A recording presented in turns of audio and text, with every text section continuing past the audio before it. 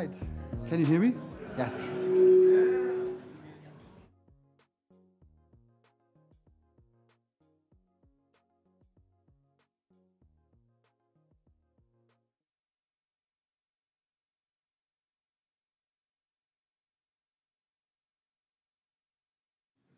Hallo, hallo. Ah, perfekt. Cool. Ich wollte nur ganz kurz sagen, oh, sorry. So, welcome. Before we start, I just want to say, I just want to ask, do you have a phone? Can you hold it up? Yeah, okay, see some more? I don't believe you don't have a phone. All right, cool. Can you turn on the camera and just take a photo and then share it on Instagram? You can you can find us at Hinterland of Things, and please tag us with Hinterland Hack 2022. That would be awesome. So yeah, let's see lots of photos and make some noise for the Founders Foundation. Are we ready? Yes, let's go live. Tom würde ich einzählen. Okay, Tom will uns einzählen. Very good. Oh, come on. Okay, hands to the front, hands to the front. Can you stand up for a second? Okay, Tom is going to count us in, all right? Tom is, all right. Wait, 3, okay, hands to the front, a little bit down. Okay, are you ready? 3, 2, 1, hit a lot of things! Very good. Welcome to the Hinterland Hack 2022. We had 60 participants from all walks of life, old, young, hackers, makers, innovators, from Bielefeld, but also from Munich, from Great Britain, coming here to Bielefeld to join the Hinterland Hack 2022. We had 7 challenges from local companies. Could they stand up real quick? Are they here? Yes. Without them, it wouldn't have been possible. So please give them a big hand. Thank you so much.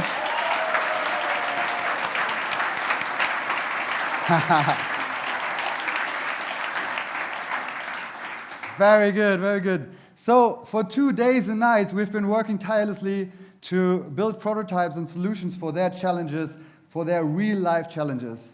So last night we went to bed at 3 o'clock, and some even slept here, so incredible. Like, the spirit and the atmosphere here was mind-blowing. I'm from Munich. I work for the Technical University of Munich and do hackathons there.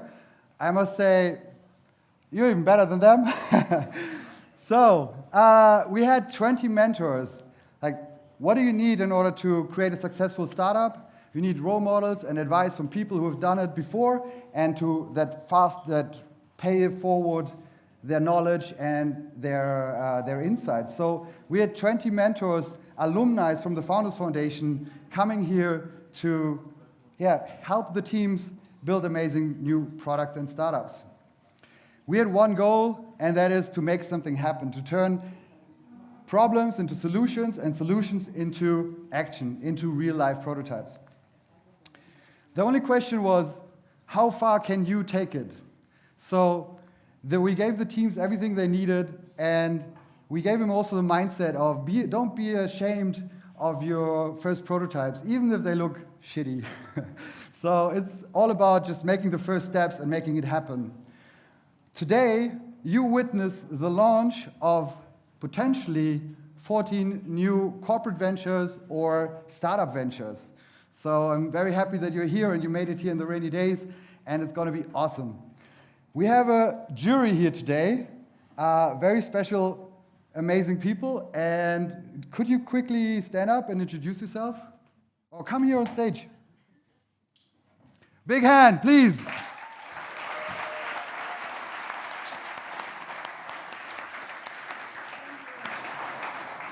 Does everything? Right? Yeah? First mistake. No. Take that one, maybe. Is it better now? No, maybe try that one. Yeah, that one.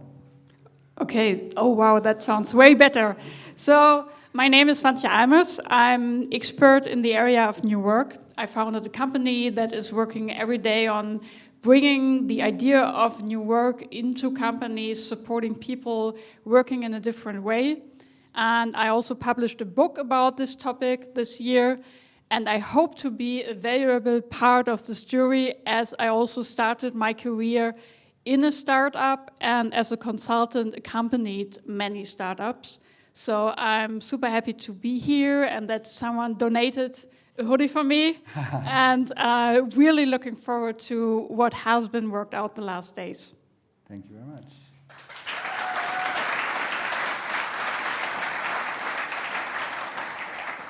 Hi, my name is Julius, and kind of this hoodie I'm wearing that fell from the sky, and I hope it fits me. Thank you very much for inviting me here, all the founders. I'm more from the corporate side. I work with the Stockmeier Group. We're a chemical distributor based in Bielefeld, and I work as a business innovator there. And I really hope to see some exciting pitches today. It's a very, very diverse challenge landscape. Usually I'm taking the role of the hardest prospect or hardest customer to crack. So please convince me and Svante for sure. And be sure that one of you take the prize home. Very good. Thank you so much.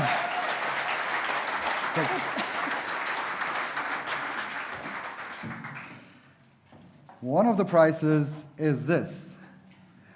The whole weekend, there was a 3D printer over there printing this amazing award. So maybe that's yours tonight.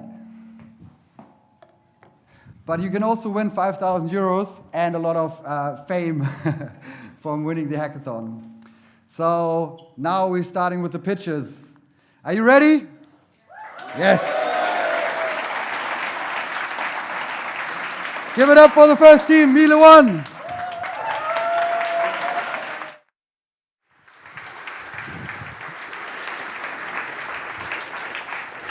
Hello, can you hear me? Nice. Good afternoon. I'm very grateful to be here and present you the first solution which could have a great impact on which could have a great social impact. Thank you. I'm Ole and I'm the CEO of Sugarmate.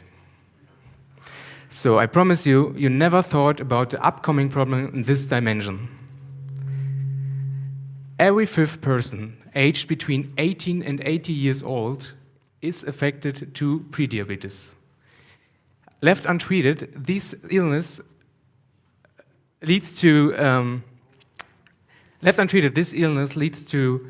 I'm really sorry about that. Leads to a loss of life quality as well as a lifetime shortening from 6 to 10 years. And we spend 13 billions of euros each year to fight this disease. 13 billions. I have a good and a bad message for you. The good one first, I'm sorry about that. Prediabetes is curable, but it's not easy because you have to change your whole lifestyle. And this is one of the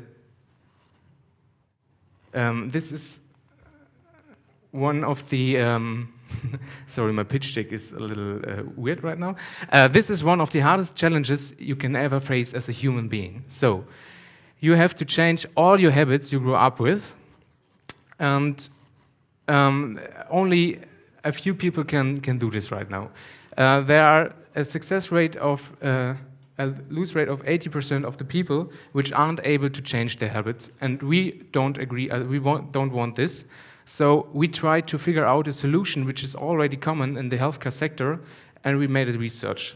We found out that there is a solution called peer mentoring, which is already successfully implemented in the addiction treatment. In the case of smoking, for example, it has a success rate from 90%, which don't mean that they all get rid of smoking after the treatment, but they all begin to understand their challenge and change some habits step by step. And this is where we get in. We want to bring together your mentor as easy as possible. So we search for mentors and for affected people and build a digital solution which guides you through the whole process. We offer you a simple questionnaire-based opportunity to find your perfect match and bring you together and guide you to the whole process. Beside that, we include some basic functions like a blood sugar perf and health recipes as well. I'm sorry for that. So, have a small look on the market. There, I told you before, we spend 30 billions of euros each year for the health insurance and the social welfare of these people. We want to have a small piece of it for the primary prevention. You can't see it really good on this diagram, but it's anyway a high amount of money. So we built a business model. We need 300 revenue per person, which is a target group of 10% of all pre-diabetic patients and brings a total revenue of 18 million and a profit of 4.5 million euros. We want to build an MVP to validate our problem solution fit, build an app which is DiGA confirmed and want to pay with DiGA and want to trigger out in a DiGA trial period which is 6 months long. And here's a small thinking habit. This is an already existing solution, but no one concentrate on the peer mentoring aspect. And we are sure that this is the key to get the people, and we want to bring this project to success. Thank you.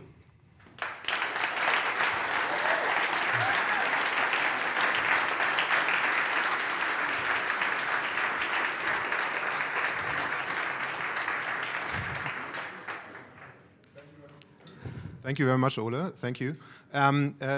Quick first question. I pretty much love all the numbers behind the business model because it's a lot of network effects involved. How would I find my first sugar date? You get the idea right. Thank you.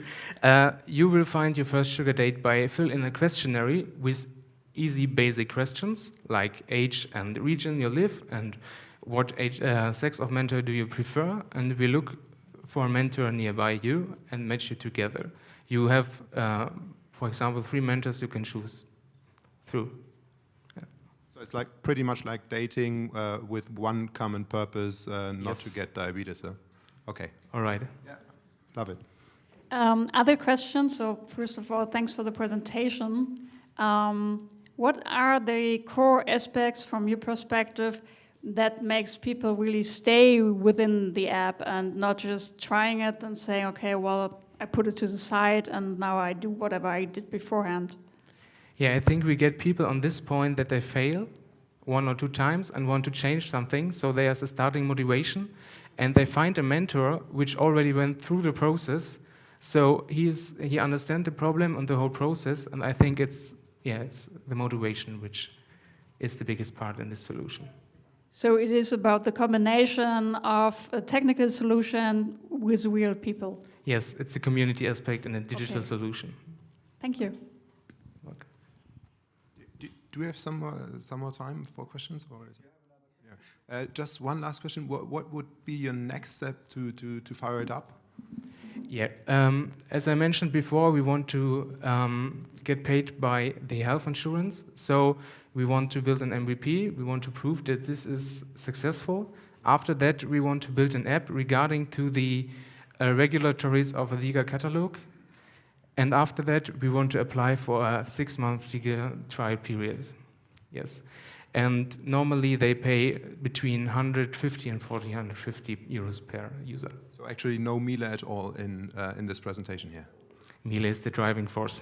Cool. All right, thank you very much. Team Miele 2, please go on stage.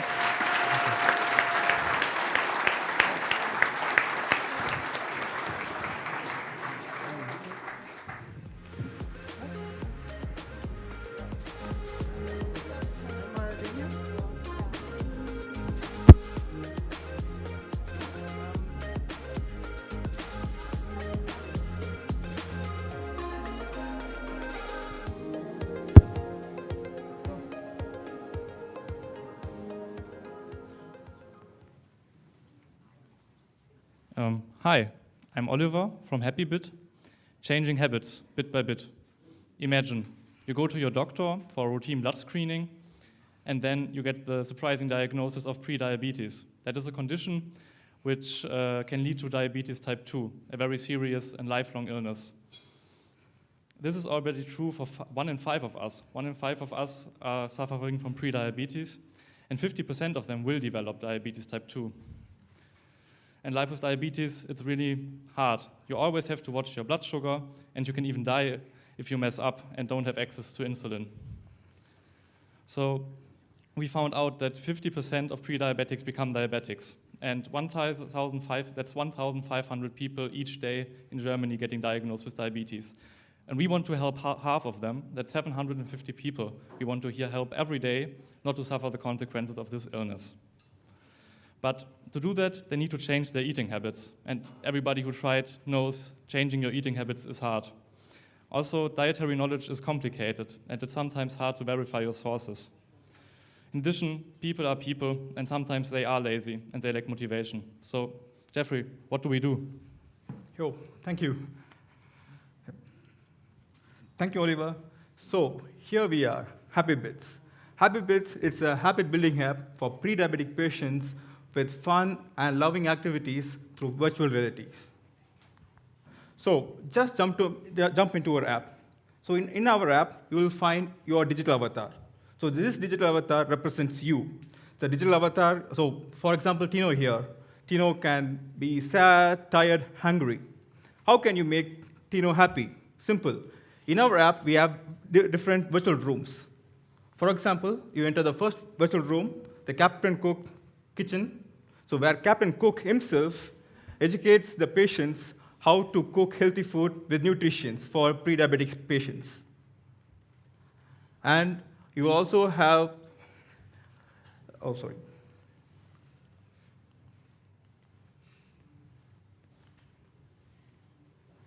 So we also have a virtual space where you can meet different patients who also face the same problems. You can talk to them, share experiences, do yoga or exercise together so that you don't feel left alone. And there are also a huge number of sports that you can do at home. Finally, when you come out to the real world, your activities tracked for how many hours you spent in the virtual world, and you are immediately incentivized with coupons to buy fresh vegetables or fruits, or you can get coupons to go to your favorite vegan restaurant. So we did some research. It is said that using virtual reality to treat weight loss management is 40% more effective than traditional weight loss management programs. So this is a market research. When doing so, we are really surprised because it was very, very huge. In Germany, we have 17 million people diagnosed with diabetes.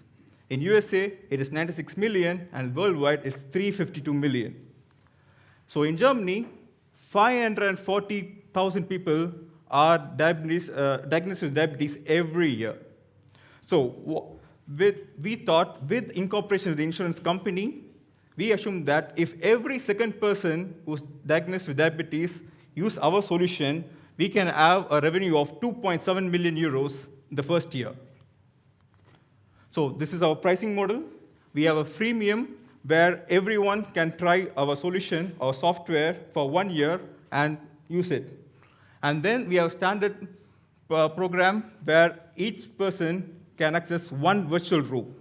And the premium costs 10 euros, where you have access to multiple virtual rooms, and also you can get contact to your personal coach in the virtual world. And in the case that you do not own your VR gadget, you can simply rent the VR gadget for 10 euros per month. So this is how we build the ecosystem.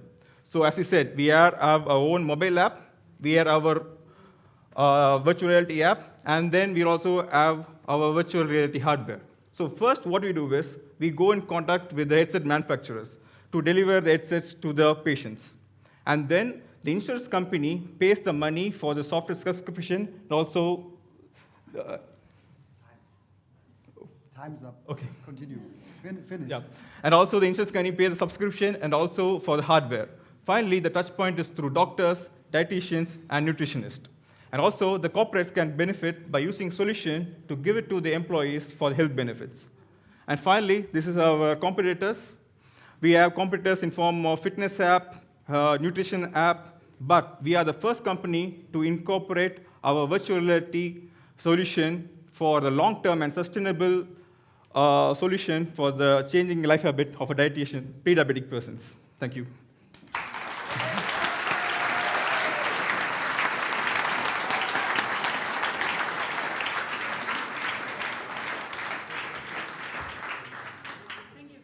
The presentation. So when you developed that idea, I'm interested in what were the biggest challenges or the hardest nuts that you had in discussing and developing this.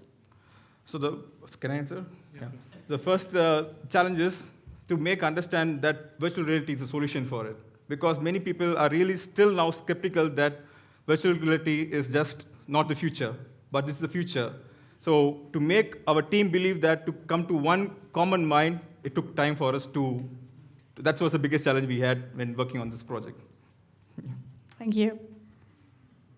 Do you see totally other worlds of competitors as well? Like, I imagine that watching YouTube or spending time on TikTok would be a fair competitor to spending time in a virtual world where someone tries to tell me how to eat better. How do you fix this? What are the advantages in the virtual reality? What keeps me in virtual reality? What keeps me fixed on the target? So normally when we see YouTube or Netflix, we see it as an entertainment. But when we go to virtual environment, our mind automatically gets into it. So by day, we immediately try to adapt the habit to ourselves. That's the difference between normal seeing YouTube and Netflix and getting into environment and getting into the habit day-by-day process. Can I maybe add something? Yep. Also, we have this virtual pet, and there will also be the pet in the virtual reality. And the idea is that if you track your habits and do better, then you build something in the virtual world. So you will want to come back to see what you have already built and extend upon it and maybe even share it with others.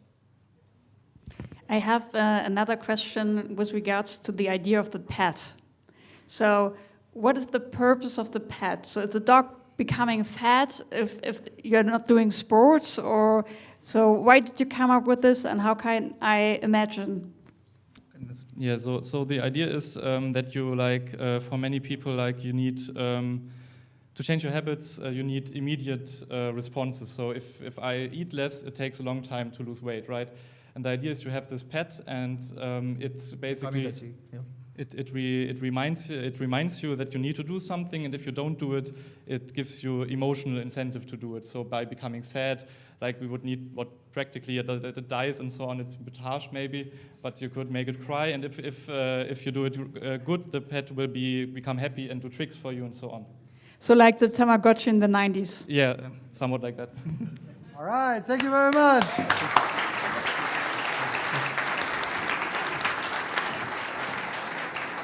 Thank you. So before the next team comes on stage, there are still some empty seats here. So all the people in the back there, come to the front. You, in the blue shirt with the jacket? Aber da. There. Okay. So next team. Team number 1 from Dr. Wolf. Big hand.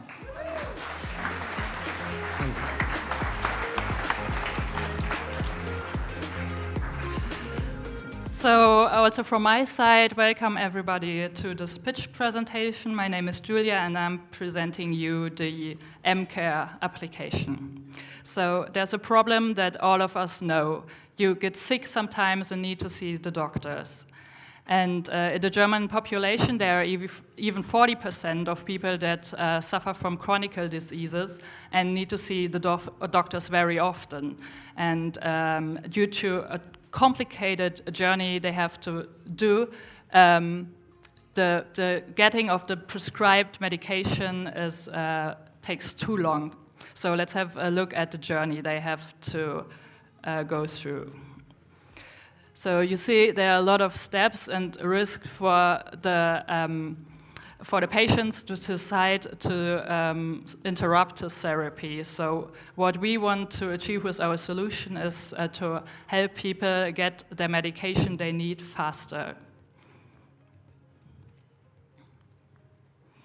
So let's have a look at the demo how we could solve the solution. So using our platform, the patient can voluntarily share his personal health data with the doctor or pharmacy he trusts, and therefore gets a total better medical treatment. And after the first diagnosis has been made, it's easy then to issue the prescription for the needed medicine. And due to the chain of consent we have made here right at the beginning, it's very easy now to hand over the data and to order and to deliver the needed medication easily. And once the person has used up all of the needed medicine, you can easily, by one click, renew your prescription and then get the medicine automatically again. So this is all working within like a network we created, so it's basically a win-win-win situation for the patient itself, the doctors, and the pharma industry. So of course we heard already that the patient profits from an all better healthcare treatment. The doctors have more time to treat new patients, so there's less time spent for chronic people that only need to renew their prescriptions. And so in total there is an increase in medicine products that are delivered, so you can say that patients get the drugs they need faster. And we also decided to work together with well-known partners on the market, so for example Teleclinic or Medpex, to offer as well digital healthcare meetings with the doctor, and also to dispatch the medication. So, but who's going to pay for this solution? The patient, of course, is free of charge, so he has enough trouble with his health issues. The doctors can treat more new patients, and so they pay a monthly fee to us for our software as a service solution. And in the end, there's the pharma industry, and we see them as an innovation partner for us to bring new digital healthcare solutions to life.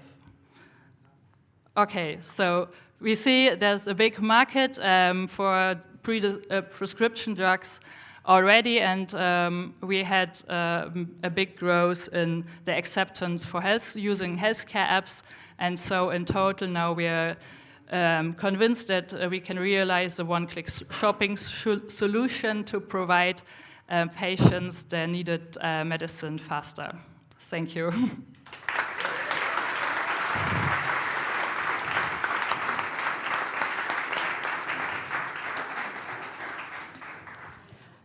Thank you very much. That challenge is a little bit hard because you have all these regulations and all this, so Yeah. it's not too easy to find a solution that is also legal. Yes. And so I think you should use that. One question with regards to the pharmacies. So they are normally doing a job in the journey, like consulting the patients and asking for cross-medical combinations and all this. How do you integrate the job that the pharmacist is normally doing into that solution? So we said that we focus especially on the chronic ill people. So when they once have so they know how they have to take their pills. So for them it's very interesting because then they of course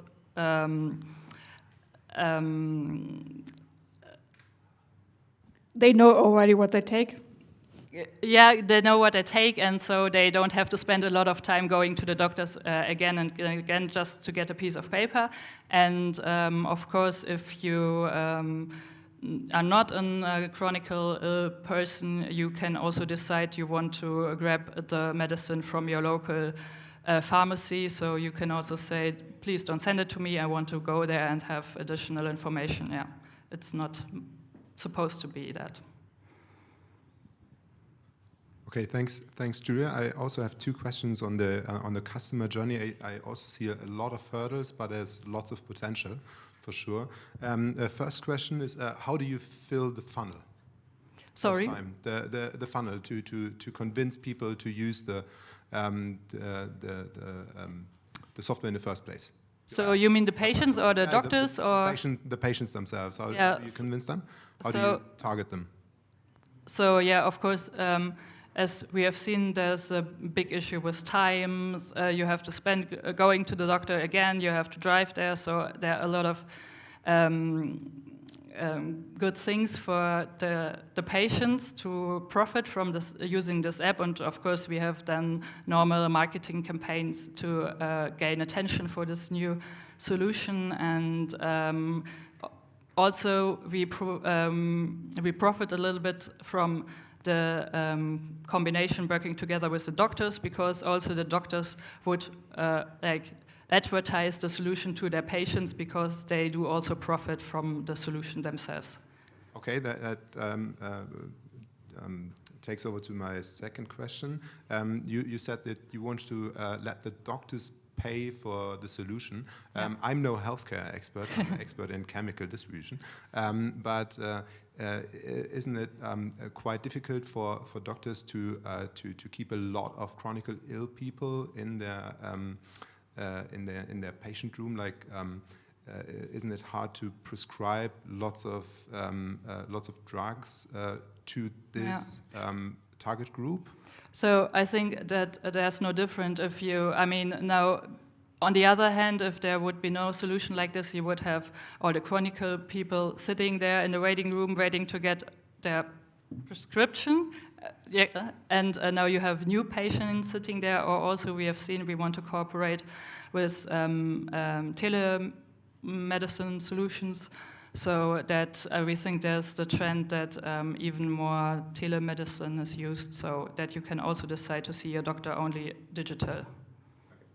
Thank you very much. Okay, thanks.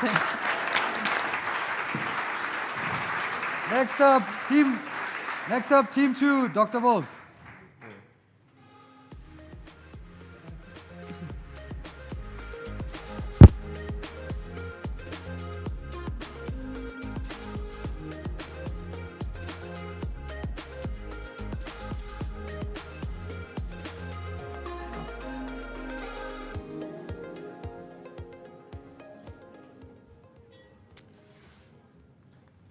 Hello everybody, we are Avery.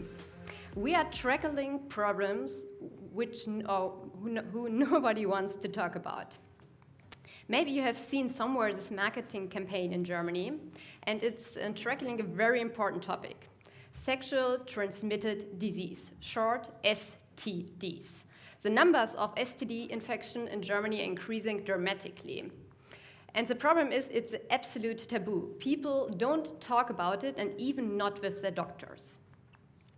There are around 300,000 patients every year who get infected by these serious diseases. So it's a huge problem, and Marcel, I think we have a solution for it, isn't it? I think so, yeah. Thanks for handing this over to me. So the first thought we had was, like, if no one wants to talk about the things we kind of tried to solve, then how to solve them.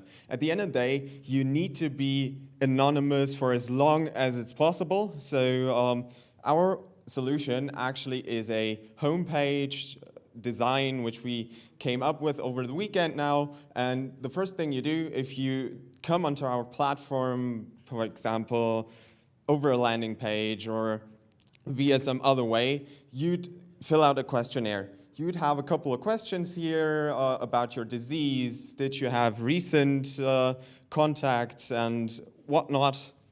It's basically just a questionnaire which you fill out. Afterwards, we try to find the right medicine for you, and we recommend the medicine that you can use. And if you selected one, of course, you have to order it, select the shipping, and that's basically it. You can, by doing this, go the entire way from actually becoming ill to becoming healthy without even having personal contact with anyone out there. If you want to check out our prototype, there's a QR code up there. It'll come up later on as well again. Right here, we took a look at our market, and as of right now, we have Spring as one of our competitors, which is identified almost for sure, because they tackle the problem for men. They actually do erection problems and send medicine for that. Our goal is to find a solution which isn't specifically for men, but more for all genders out there. So we thought about LGBTQIA, which includes, of course, every gender which is currently existing on Earth, right? Since we have a bigger market, I think we can overcome Spring. Spring actually has an evaluation of $85 million US, so there should be quite a gap in the market. Yeah, thank you. So here are some further numbers and an example. Out of this 300K patients in Germany, there is this number 250 who don't get any treatment for different reasons. And there are really a lot of huge side effects, especially for women, because they can get infertile. That means they don't get pregnant. And out of this 250, around 2% of the women getting these side effects. That means 2,500 women suffering not getting pregnant. And the cost for one woman to getting treatment in Germany per year is around 10,000 euro. So in total, that are 25 million euros, which costs are for the German health insurance. So we offer a cost reduction, of course, and maybe also some revenue, like you can imagine. We also have a clear vision for us. We want to start with our MVP and add step-by-step different features. For example, we would like to add further taboo diseases like vagina fungus or extreme sweating, for example. We are a team of 4 motivated people with diverse background and a lot of experience. We are Avery, and we are tackling problems nobody wants to talk about. And if you have a secret, stay tuned.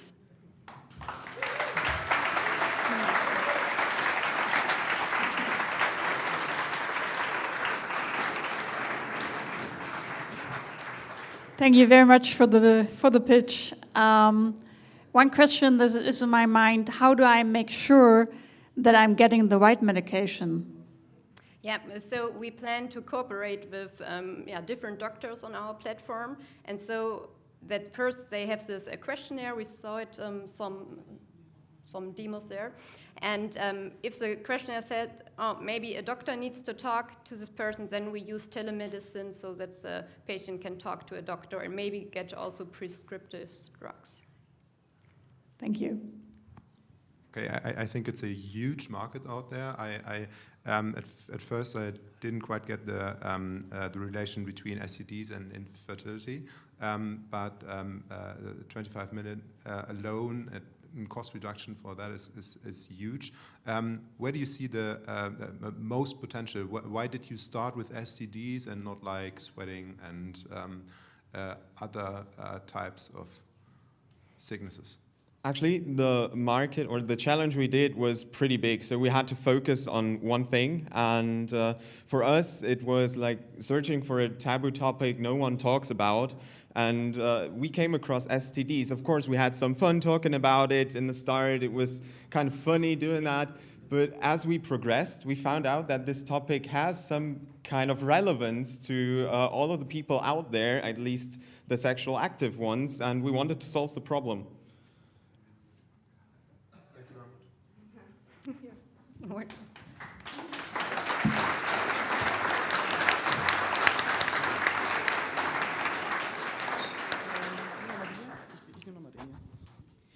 Okay, thank you so much. The next team is Team 1 from Ari Amateuren. Please give him a big hand.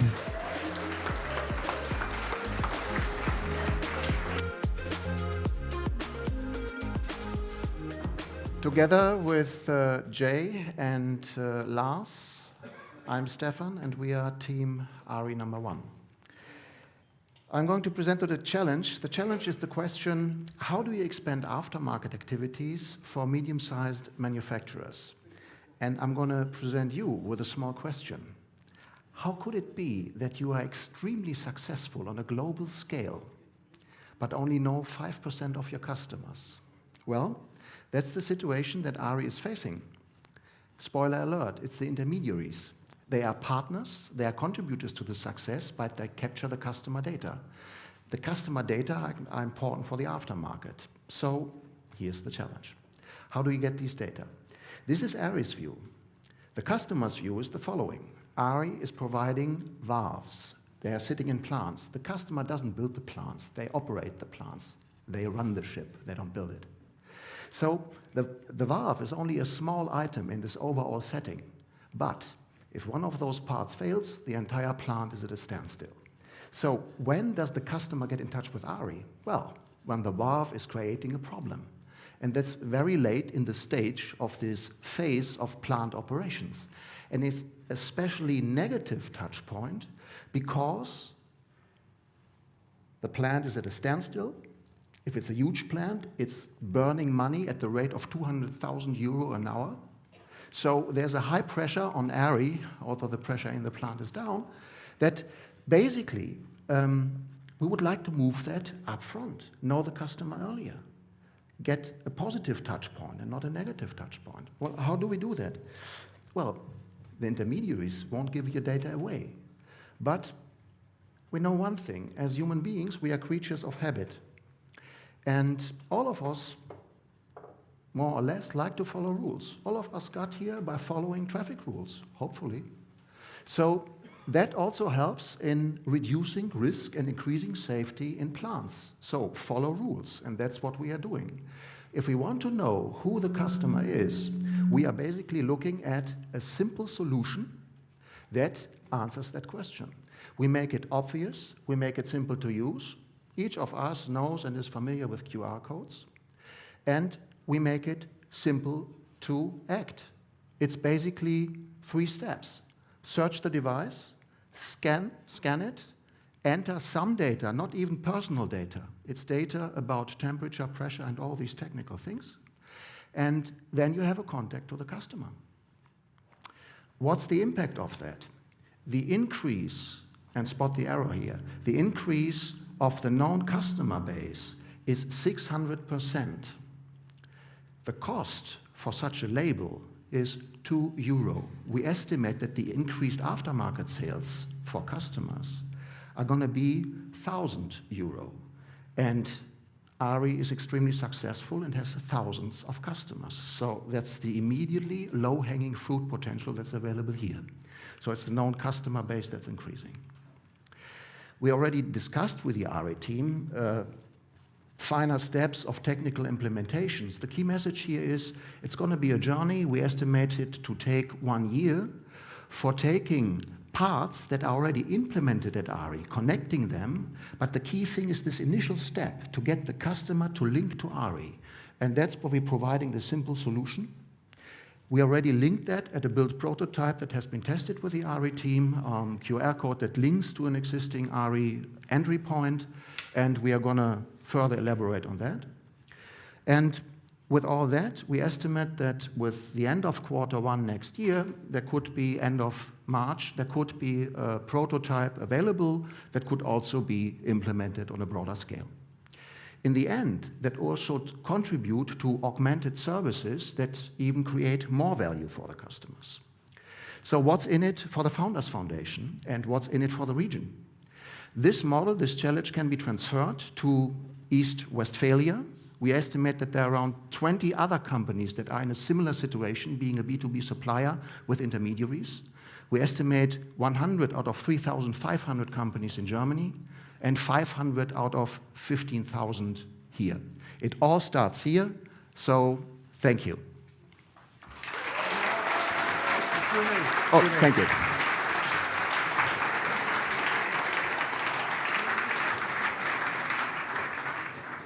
Stefan, thank you very much. I actually love the idea of the white label product already today. But first of all, to understand the problem set a bit better, who does the aftermarket of RE today? So whose slice of the cake are you eating, or do you want to eat?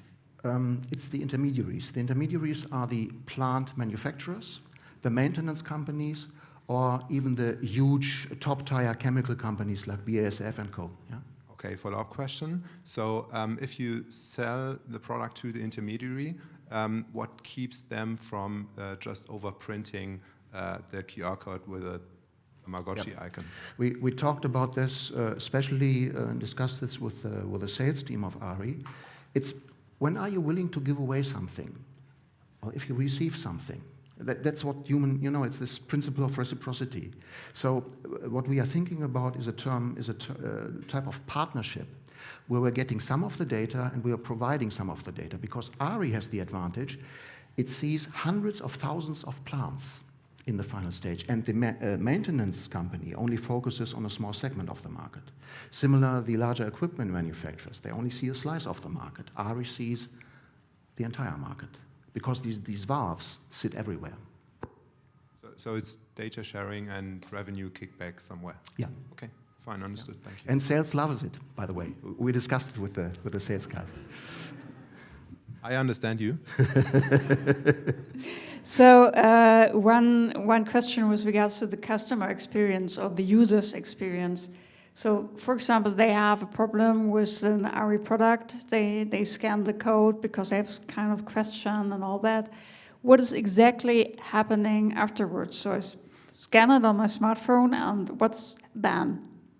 Well, the scan should happen earlier. So as soon as the plant starts to operate, the critical valves are scanned. So RE knows that there's a plant running in a certain environment, treating a certain flow medium, and RE knows the conditions. So then the customer calls. That's what they do all the time when the plant is at a standstill.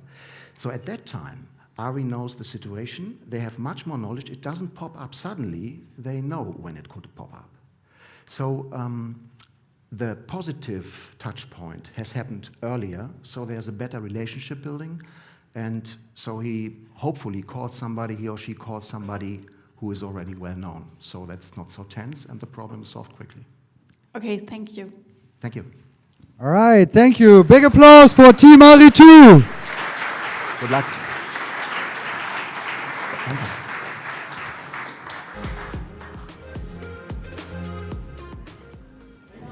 Good afternoon. My name is Wilko. I'm presenting you our solution, Enigmaze. Thanks to the amazing team, and also pretty much a challenge gonna sound familiar to you.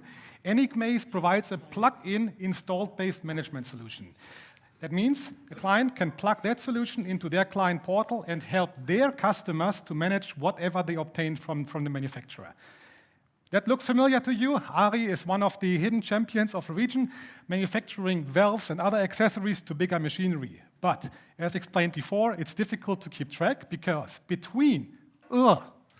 that was looking a bit nicer beforehand, sorry for that, there was some animation as well, between RE and our end customers, that's the plant operators, we have a bunch of intermediates. And that's making it difficult because the picture of whom we are interacting with gets blurry. That causes us to not really have high potential on brand awareness. Clients do not know RE that well, only if it's too late. They don't really get direct feedback from the installed side to improve their products and to invent new products for that market. And last but not least, they can't utilize that channel for additional sales like services, additional products, and so on. The solution may sound familiar, a white label installed management solution. That basically is a SaaS solution, plugs into the client portal where the client is managing their installed base.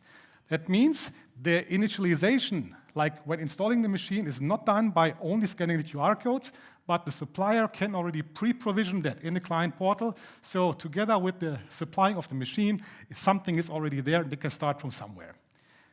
How does it look like? It could be something like an web application plugs into the existing portal. You see the frame that is already in place by ARI, where you have order tracking, replacement tracking, and so on, but you don't see your installed base. That is what the SaaS solution is plugging in, allowing them to enter their part, the plans, the components. They will see a life cycle of the items, so they also have better visibility of how reliable the items are. They have direct feedback on which valves tend to break earlier, because typically that's not the indication of the quality of the valve, but it's an indication that there might be something sized in the wrong way in the machinery. Therefore, diagnosing from the symptoms, instead of just going by sales records saying we bought 12 new valves, we know then exactly on which machines these valves have been replaced. Lifecycle management, but also adding additional services, like for some parts, convincing the client to agree on maintenance contracts or even parts as a service. So take the pressure away of saying, you care for the spare parts, you care for the maintenance. ARI can take over responsibility here. How do we convince ARI's customers to get the data into the system? Because that's the hardest part. We've heard QR scanning is one option, but the QR code is already published by ARI. So on all these parts, the QR code is on. However, user adoption is the problem. Therefore, our solution is enabling 3 pillars on that. Of course, it's a new USP that ARI can take in the sales pitches, saying that's a new service allowing you to manage your installed base with all the ARI products in there. But you can also use the app to just inventory the machine by just scanning the QR codes. And as a side effect, we plan to establish an ARI Care benefits program, incentivizing the customers for scanning the machines, getting the parts in, by, for example, giving discount on replacement parts, by offering some additional services like this year pretty famous energy screening to prevent some inefficient machinery data. We estimate that based on the ARI case, there is a 1.5 billion market just from ARI in Germany. Out of that, 15% is being owned by ARI, and the risk is that this margin can change plus or minus 3%, for a 45 million euro at risk. Therefore, we believe out of these 45 million, we can charge 10 grand at least a year for this service to offer this plug-in solution. That's only 0.2%, yielding a total value of at least 10 million euro in Germany. Thanks to the great team, we took the word hackathon very serious because the solution is there. Proud to present today working prototype. Feel free to scan the QR code. Go to enigmaze.de. Typically, the typing should be correct here. And of course, thanks to the team. Please stand up. We're all here to answer questions. That's basically what you're gonna see. Chang. The thing is, it's real. So don't worry, you're all working on the same client base now. Whenever you change some data, you will see it also changing on other screens. So don't be surprised if some data changes. It's real, it's not vaporware. That means our next step is really signing letter of intents, getting people used to that system, trusting in us, setting up the solution, and with an offensive timescale, in the next few months, we're gonna get it production. Thank you. Do you have questions?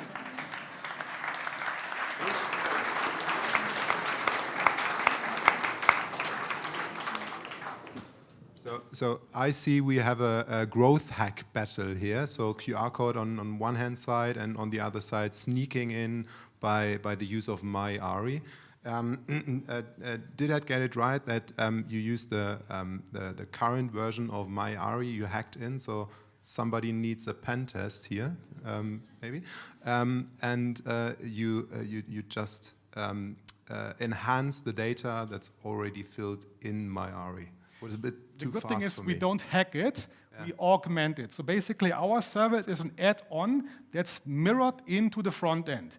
So that means ARI is still responsible for the whole frame around that, my orders, my replacement, my whatsoever, but like also other customers, they can easily plug that solution into their portal, don't owning the code, don't owning responsibility for data maintenance and on, just integrate the front end and their clients are happy.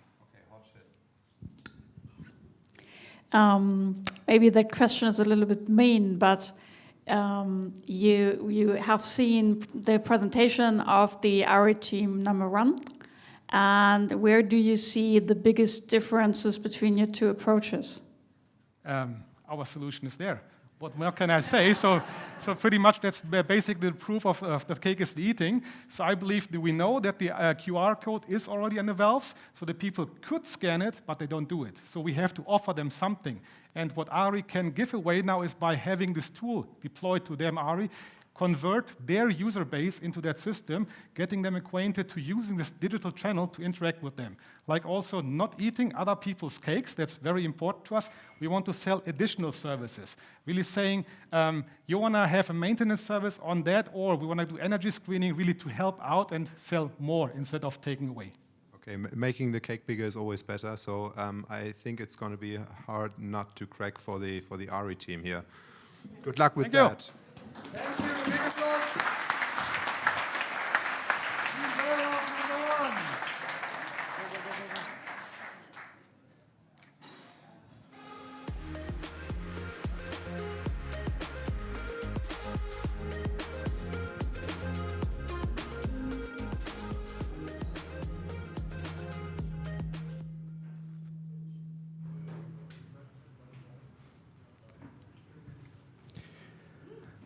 Would you waste water if your friend is thirsty?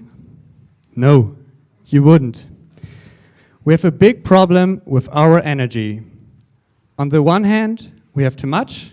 On the other hand, we have a deficit. Prices are incredibly high. Self-produced energy is wasting to sell it. Higher prices are predicted. What can we do to survive with our facilitators? He saved me. He saved me with renewable energy. Our startup, eCircle, that's where we kick in. We will provide a management data platform for the energy management. Our solution is easy. Exactly. We will connect one company with all their facilities. We will make you use your own green energy supplies. We use the local network infrastructure and connect the storage at the facilities. The access of one location is the gain of the other.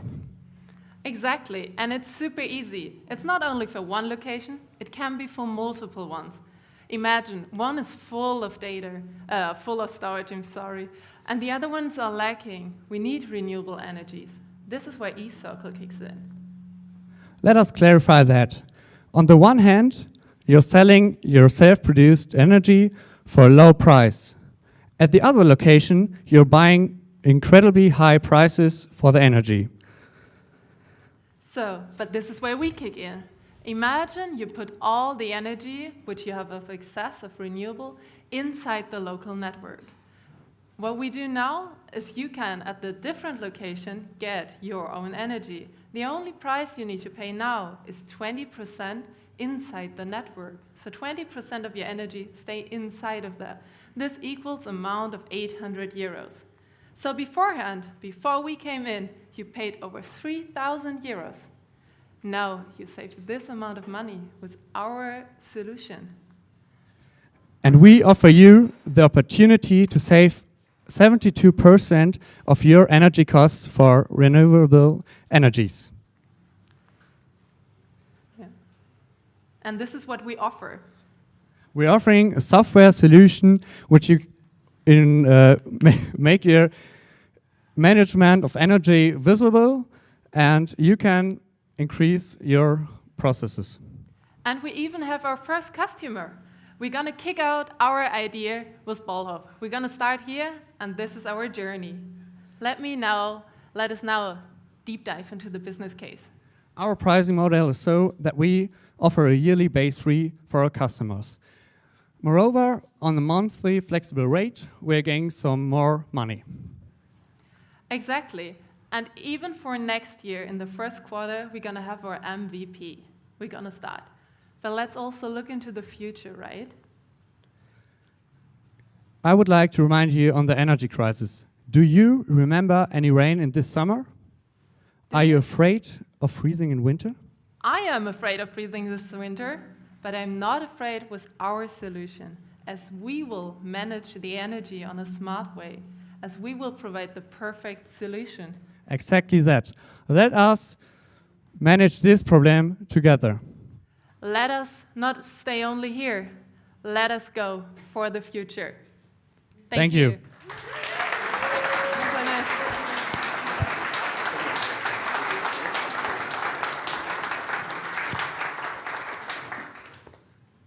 So thank you very much. I don't want to freeze in the winter time, so please I drop by and get your number. First question concerning the virtual network you're trying to build. I didn't see any grid provider in the presentation. Yeah, we would love to show you our backup. Actually, but you may start explaining about the blockchain. Oh no, I mean it's easy solution. Don't be worried. So you're asking for a software solution for this problem, right? No, I'm asking for the grid provider because he needs to be okay with all your moving of the currents and the amount of energy you're saving, and then you're giving away again. So what's the solution there? Yeah, there's the same solution right at the moment. It's a project with a different company who are managing this project that the energy is on a stable level. We would like to get in touch with them and manage this with a new way to think about it. So we want to manage it in between the company so that we can share the energy with us. So the product itself is basically a virtual network of energy, and you get all the money. Not that easy. No, don't worry. So basically, I would love to show you our backup, but it currently disappeared. So maybe you can see it on here. So here we explained it, right? So basically, this is the situation beforehand. And now our idea is the software, which we offer to the companies, they can buy it from us, right? They get a monthly license fee, and this is built on a blockchain basis. So what is happening now is that we leave the energy we produce inside the network. So there's no transaction fees. Wait, let me continue. And so the end is your own intern company, right, on a different location gets the data, the storage. Okay. So it's like on my scalable depot, the 3,000 euros somewhere in the blockchain and away. Which money are you referring to? The left-hand side, 3,900 euro cost for the energy beforehand, and and right now on the right-hand side, somebody is making 3,000 euros less. I can also go for it. So basically, we're not making any money in the terms of energy. The 20% which are in the network are for the network. This is what every one of us needs to pay if we want to use our energy, right? So this is on the rules. We needed to figure that out for ourselves as well. But like the money we are making, our business case is just based on our pricing model, so just on those rates. So as far as I understood, this solution is also making it attractive for companies to insert their surplus energy into a network, because they know they can get it back later on. What's the technical infrastructure solution that you are thinking about to ease this and to make it attractive for many companies and not just the larger ones? The attractive thing, maybe you can change the site. No. Which one?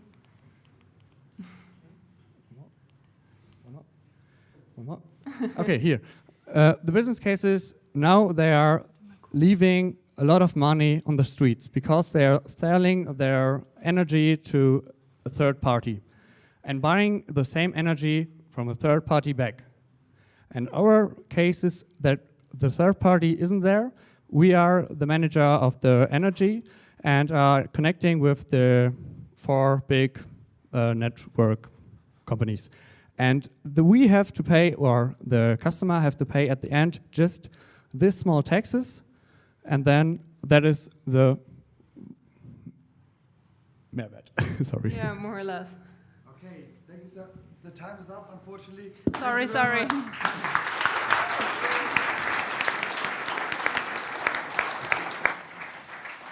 Dankeschön. Ups. Ah.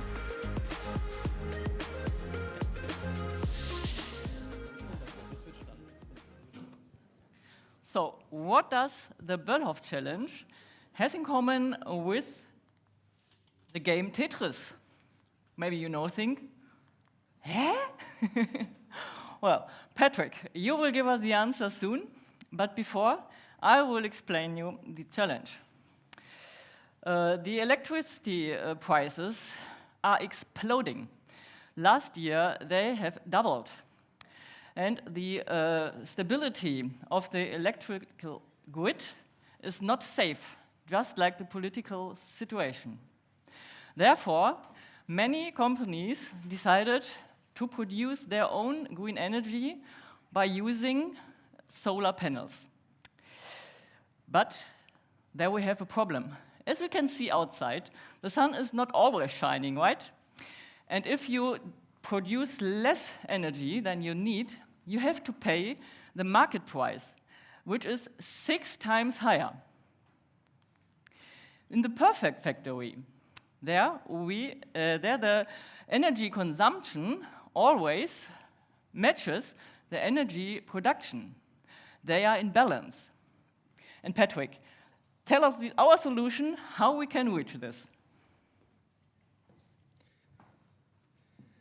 Our solution is a smart energy management system. So we make forecasts for energy production and energy consumption. So we know in advance when there will be a shortage for energy. And we do that using artificial intelligence. Not this one, better not, but rather this one. How does it work? I will show you now our Tetris AI that takes this information into account. So basically, imagine these incoming blocks are coming expenditures and tasks that use some energy.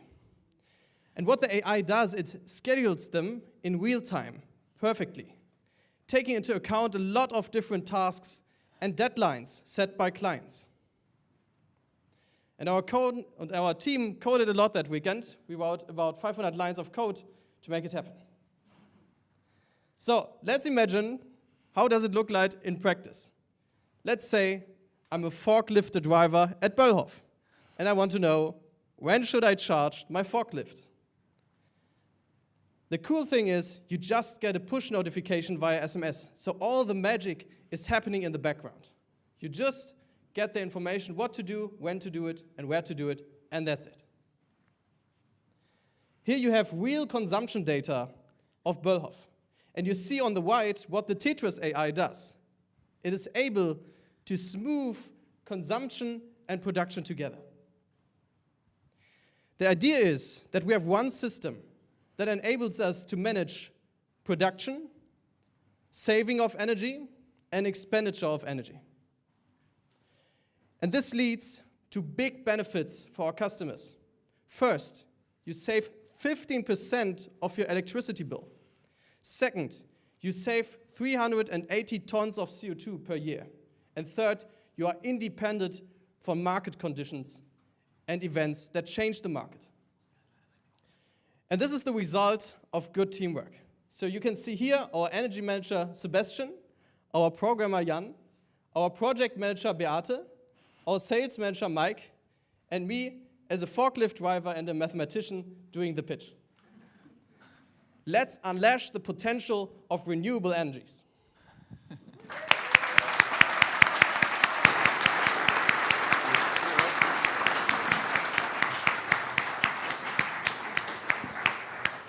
Thank you very much. So as far as I understood the solution, it's about balancing out the energy production and also the energy consumption. Did you think about, or did you include also periods where the total energy is exceeding the amount that could be consumed within that plant or location? That's a good question. So what you want to typically avoid are periods where you have too much energy and you have to sell it to the public electricity, because you don't get that much money for it. So the idea is to schedule all things in a perfect way so that you can use as much energy as possible for the production. So this is like the optimization that the AI does in real time. Do you have an idea where to start in the Böller facility? Where you showed us the data from? Like, is it really a forklift or is it a machine? What consumers of electricity are the starting point of your solution? So the forklift, there are about like 20 or 25 forklifts. So they use a lot of energy. Every about 4 hours they have to get loaded. So there is potential for optimization. And there are, for example, you can also think about how much energy you need for cooling servers and so on. So these are points where you can start. And of course, you want to take into account as much different energy expenditures as possible. And the AI has more and more potential to save you costs. Okay. And what are the 500 lines of code actually doing right now? So first, we have started working on the prototype. To make a finished prototype, we need some more information. For example, we need deadlines. So when does a client expect to get his work done and so on? We need to take the weather forecast into account. We need to take account we use some API to get some information from current systems. And for this, we need some more time and some more input. But I think in some weeks, this could be a working solution already. So, okay, then thank you very much. Thank you.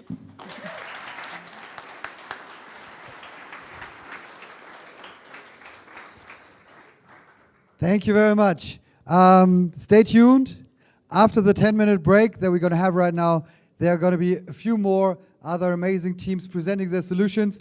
Help yourself to some drinks there at the fridge. The toilet is downstairs. See you back at 10 past. Thank you very much. See you.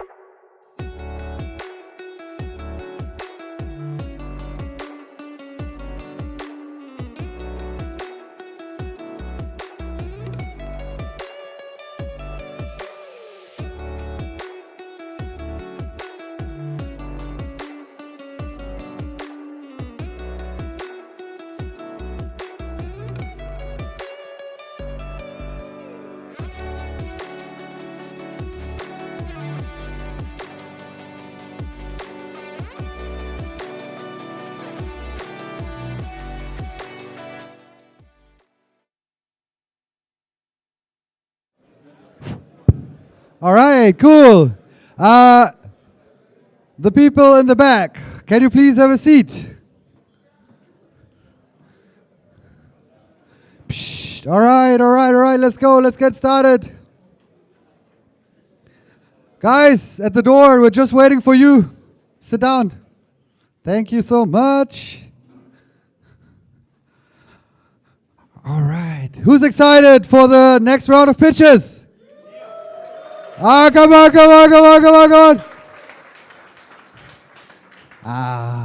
Okay. I think we need a little bit of energy. Could you all stand up just for a second, please? Now we have to work. Oh my God. Okay. So, in order to get warmed up for the next sprint of pitches, I want you to run as fast as possible at your place. Give me 10 seconds of sprinting. All right, give me 3 claps. Perfect. Give me 5 claps. Give me a who's on fire? I'm on fire. Okay, very good. Thank you very much. Next round of pitches. Big applause for team number 1 von Potte and Potthoff.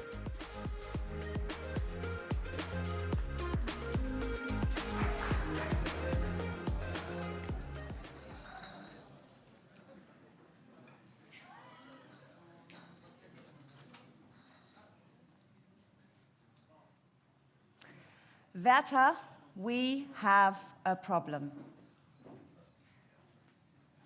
The mothership has a problem. The mothership, in this case, being PMP, our client. So what is the problem? Well, initially, there is no culture of sharing, and it has yet to be established, and then it has to be maintained, and that is extremely challenging.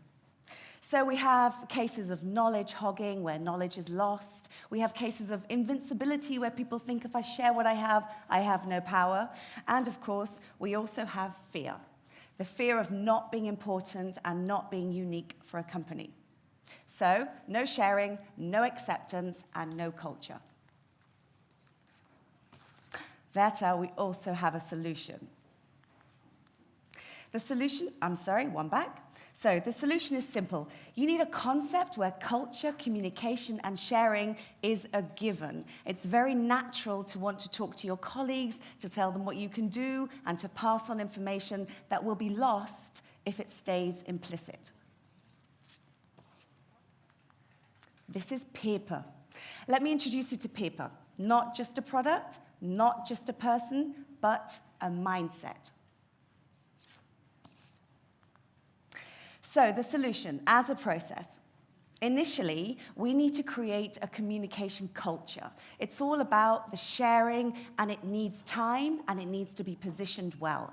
So what do we do, first of all? Well, inclusion. Invite inclusion, achieve acceleration, and keep it simple. Don't make it too complicated. In order to make implicit information accessible and forever. So how do we invite inclusion? Well, it means creating a culture where everyone has easy access to the information.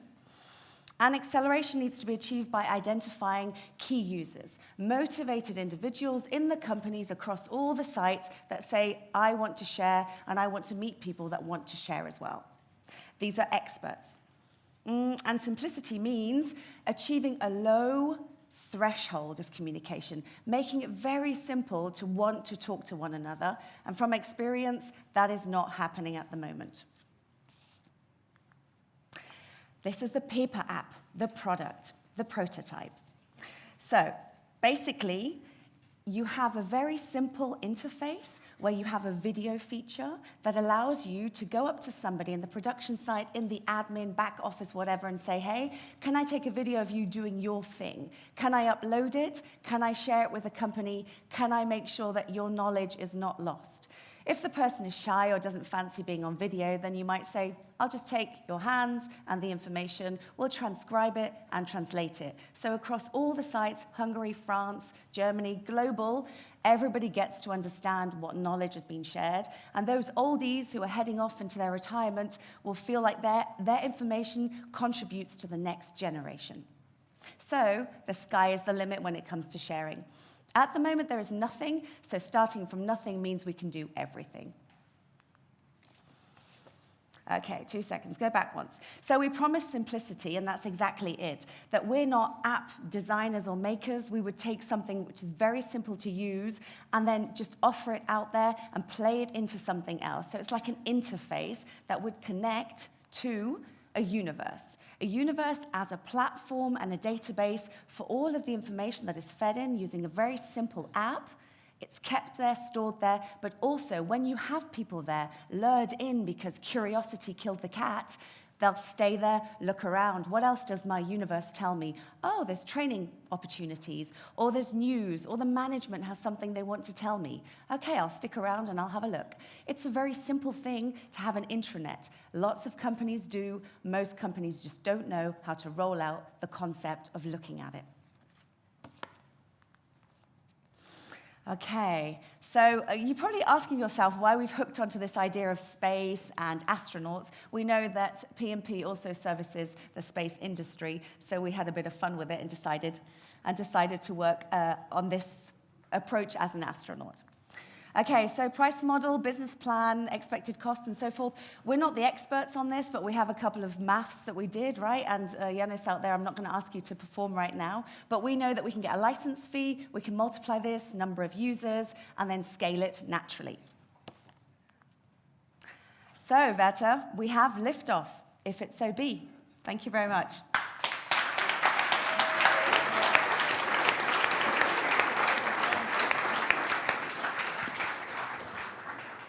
Thank you very much, Jessica.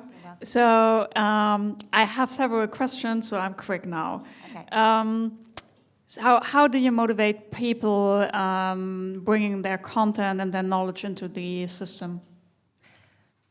Initially, you have to start from the top. We think a top-down approach from the Werther site with the management, with the staff who are motivated. There are always social media-affine people in businesses. When you've identified those key users, you make them admins and you allow them to go out and try the app. Okay, so my follow-up question is, I'm wondering about things like quality control or updating information because information is changing very quickly. How do you have any thoughts about that?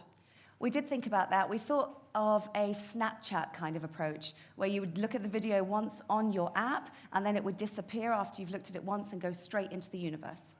So I cannot see a video more than once? You can if you go onto the portal, which is where all the knowledge is. So it's a kind of way to tease and to lure into that platform. Okay, so my last question, because you might also have questions. How do you deal with multiple languages? Right now, we talked about Hungary and France, and of course German and English. There would be a plugin which would allow for translations to happen from transcriptions. So first transcription of the spoken, and then translation, and then obviously there as well, it's easy just to add languages. Thank you. Thank you very much. Just one last question, Jessica. How do you know where the most valuable piece of information of an employee is? If he's not willing to share this, the whole idea of PP is a bit broken. So we know that 80% or roughly 80% of the staff are production workers, right, who've probably never been asked before. Has anybody ever gone up to a production staff member and said at the machine, hey, what are you doing? They've probably never been asked. So I think the initial interest will already trigger some kind of conversation. And from dialogue, you always extract something. Thanks. All right. Thank you. Thank you very much.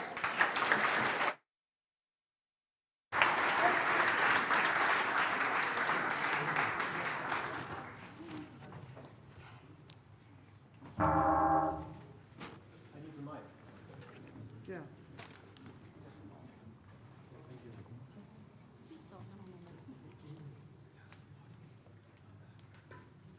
When I click, I start. Yeah. Okay. Hello, everybody. Hello, everybody. Hello, everybody. My name is Christian, and I'm telling you now what Champion is. Do you know that manufacturing companies are only earning money when they are doing the products, right? So when the production is stopping, they cannot make money. So the question is now, when it comes down that the production is stopping, these guys, our workers, which are showing here in these pictures, yeah, they mostly know why the production is not running, and not this knowledge management systems. These are platforms which are out there already since over 40 years, but those platforms just don't speak their language. So just imagine, if we are able to lower the downtime, for example, at one production line, which costs us 14,000 euro per hour, yeah, we have a great benefit. We are tackling this problem with that. Testing. Hi, my name is Eduardo, and I work every day with my Trump C21 machine. And last night there was a software update that completely broke it. Well, what can I do? I'll start my day checking in on my Champion app. So the app asks me, what is the challenge that you're facing today? And then I say, I was working on my Trump C21 and it broke. And it shows me things that people already, issues that people already gone through. And I tap this challenge and I see, oh, Piotr in Warsaw, he already had this. And this text is put there for me. And I can see a video that he recorded, because the next question that I'm asked is, how did you solve it? So,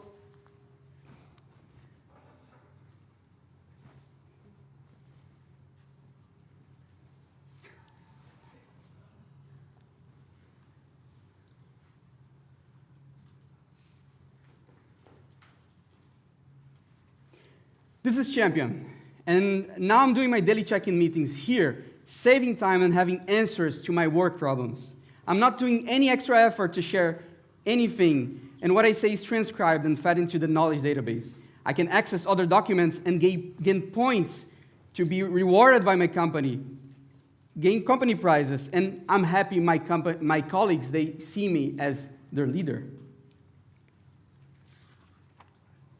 Champion connects plants in different locations. They don't speak to each other. It enables these guys to collaborate. We're sharing your knowledge without typing in a way that's integrated in our work life and getting influence. Isn't that cool? We're sharing our knowledge without typing in a way that's integrated to our work life. We're connecting and learning from each other. From people who have done the legwork before. So Champion is accessible. It's even on the shop floor. It's AI tagging content and delivering it to the right people. And it's social. So let's take a look what makes us unique. At the moment, the competition is not offering a solution which is going down to the workshop. Yeah? So the persons cannot access this information, and we want to enable that.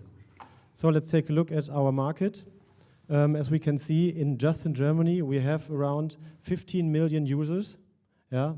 If we are taking a look of the companies where it's possible to implement, yeah, we are down to 8 million, so we can focus now, because some of them already have a management system, focus on 4 million people. With our pay-per-use model, yeah, we could potentially, at the end, yeah, seeing the flag at 10 million per month of revenue. So that is our team we want to do. It's like Jan, our mechanical engineer, that is Eduardo, he's doing the UX, we have Chan, with the software engineer, and I'm the manager. And we are now looking for some funding because we want to finish our product, implement it at Potov, so that we can have it running in the whole industry. The next steps would be expand to other use cases like retail or law, yeah, and at the end, making smart data even smarter with the AI. Thank you, that's us, Champion.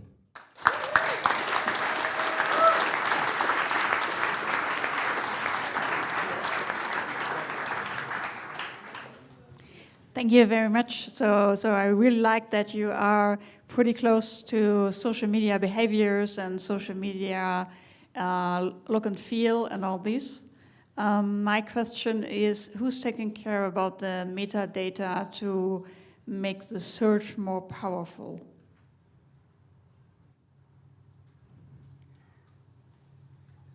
You mean if it's our client or if it's us? So within the company, so you share a video, share knowledge. Right.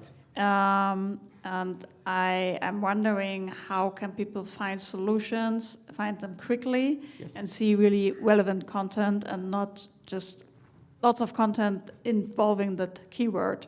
Right. So because we will offer the software not only to Pop and Pothoff, but to other companies. And because of machine learning, we will every week and every month we'll build our algorithm to be smarter into filtering the information, the metadata from the videos. If I can add something there as well, it's we are tagging the information which are getting inputted. Every information gets a tag for example, different fields, mechanic, electricity, steel, hydrogen, whatsoever, and also the people are tagged. Yeah? And that's how, at the end, the right information gets addressed to the right people. You can search for it, or even though, on the other hand, you can push information. How many people do you need to clean the information that's going into the system? So parts of quality management, if you, the worker, you put something in there, how do you manage that the content is actually good content? What we shouldn't forget is that, for example, the company Popper and Pothoff has a lot of hard fact information, which means they have an FMEA, they have documentation about a machine street, yeah, how is it produced, what is inside the machine street, pictures and stuff. So that's in the first step, more or less, put it together, the hard facts, and make it accessible for everybody and tag this information. How to do it, of course, it is some work to do, and yeah, it depends on how many information is out. Okay, last question. We saw a lot of front end. Is there any back end already? It's a working prototype without back end. Okay. What have you used to build it? How have you built it? We used Protopie. It's a no-code platform. We can also use back end for that. Actually, we have one question for you. Will you buy it for Stockmeier? Actually, I was thinking about it, so please implement it at Popper Pothoff. Popper takes all the risks, and we Very take good. the fruits. Thank you so much. Big applause.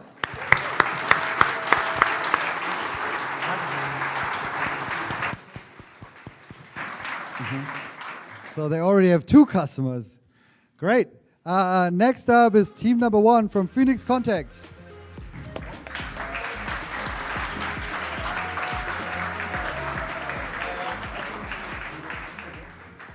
All right, hi everyone, my name is Wieland, and with Match.ai, we empower companies to hire the right people for the right role. This year, this is Bernd. He works as the Director of Claim Management at the Capitol Insurance. And you could probably argue to some extent that he is not quite well fitted for this role. And what is actually super entertaining in the context of this TV series is actually a tremendous business problem. It is estimated that every 3rd hiring is a bad hire, simply due to a mismatch of the applicant and the role. This creates a damage of 100 billion euro only in Germany every year. And the problem will only continue to get worse due to the demographic change and the war for talents. We equip companies with a sharp sword in this war for talents, namely our AI algorithm that matches already existing data, such as LinkedIn profiles, CV data, extracts skills from this data, for example, skills, talents, and interests, and matches those with job descriptions. And you may think now, we got some technical, all right, that this is science fiction. But this is actually our working MVP. This is not a mock-up. This is working code. This is our code in the Phoenix Contact job portal. And right now, we are searching for a lawyer role, and we uploaded a PDF CV file. And what happens now is that our algorithm runs through the CV file and extracts skills, interests, and talents from the applicant. And the great thing about this is that this is a self-learning solution. So the algorithm gets better and better every time. What you see here is the result for this search. And you see on the right-hand side that we extracted a skill profile based on the CV. And this skill profile is then matched with vacant roles from Phoenix Contact. And what's super interesting is that we search for a lawyer role, but lawyer is actually not the best fit. So it's somewhere in the upper range, but it's not the best fit. So potentially our algorithm discovered personalities and skills of the person that he did not even know and find a great job. But not only did we build this technically, we also validated our product with big companies, and they told us that such a solution is wanted and needed. We have as a USP that we use a skill and talent-based matching, and the best thing about this is that it's super easy to integrate, because everything is already there. You don't need to do some sort of self-assessment on websites, because no one wants to do that anyway, right? And this is the best thing. Everything is already there.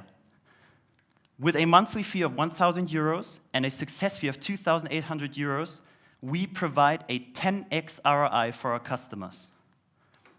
Our next steps will involve improving our MVP together with Phoenix Contact and keep on validating to build the next unicorn.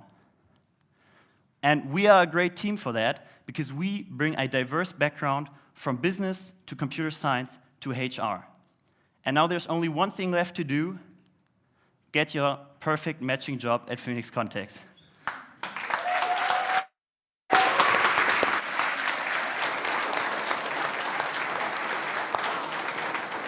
And by the way, so you can try the software out, but by the way, please don't do it all at the same time, because the servers we have are really shitty, so you're going to break them. But if you want to try out, upload your own CV, you can do this with this QR code.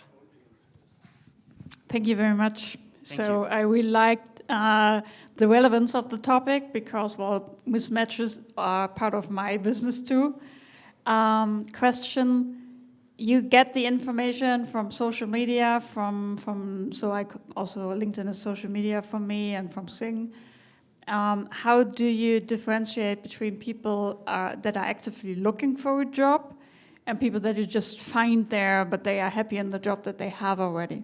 Yeah, great question. So the idea is not to scrape the web for this kind of data, but to integrate the solution into existing job portals, for example, at Phoenix Contact. So people who are already on this site can then look for matching jobs, but it's not that we build some sort of platform where everyone can find their perfect building job. And this actually increases the conversion rate for people on the website. So basically, it's the case that only very, very limited people actually apply to jobs when they're on this job description website.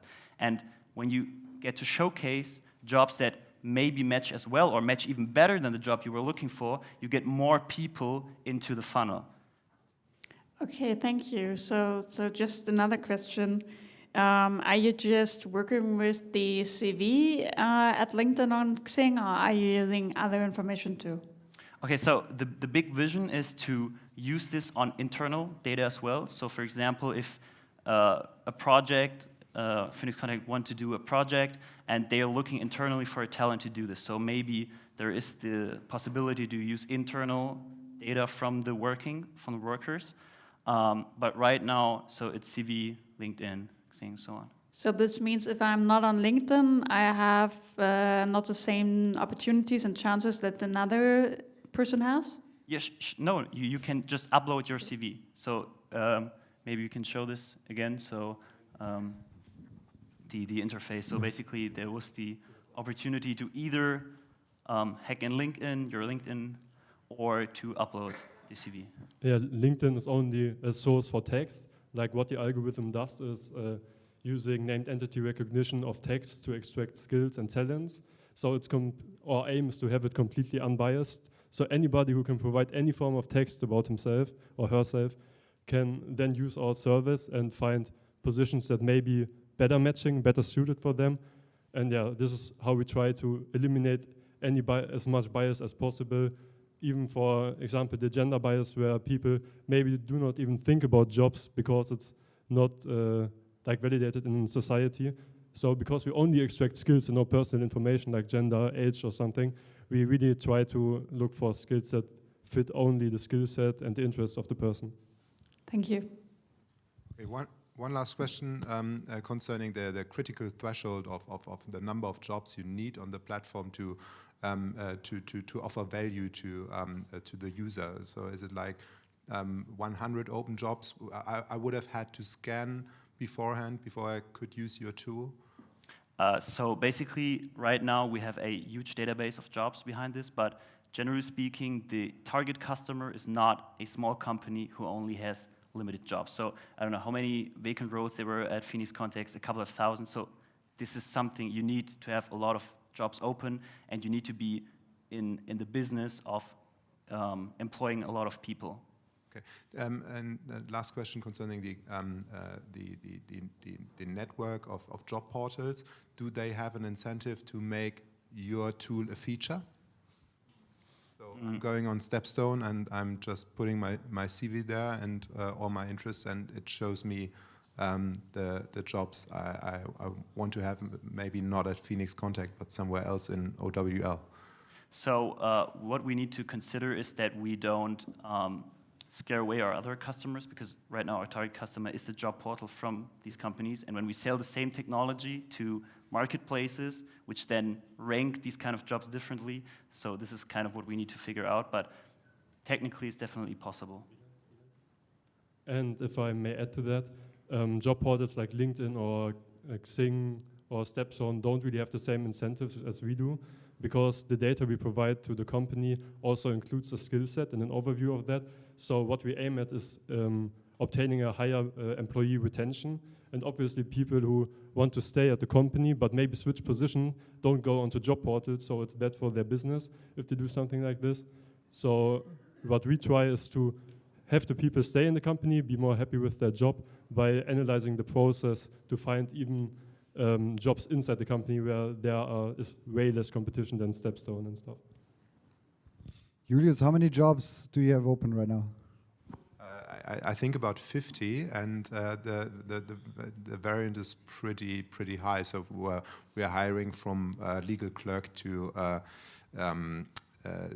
lorry driver, but I'd say with an open job list of 250 and more, and a huge diversity, then your tool kicks in.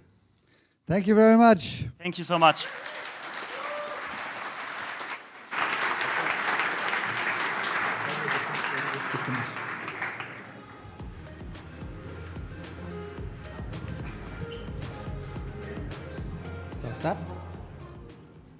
So, hi, my name is Sebastian from Applicator, and we make finding your new job as easy as shopping at Amazon.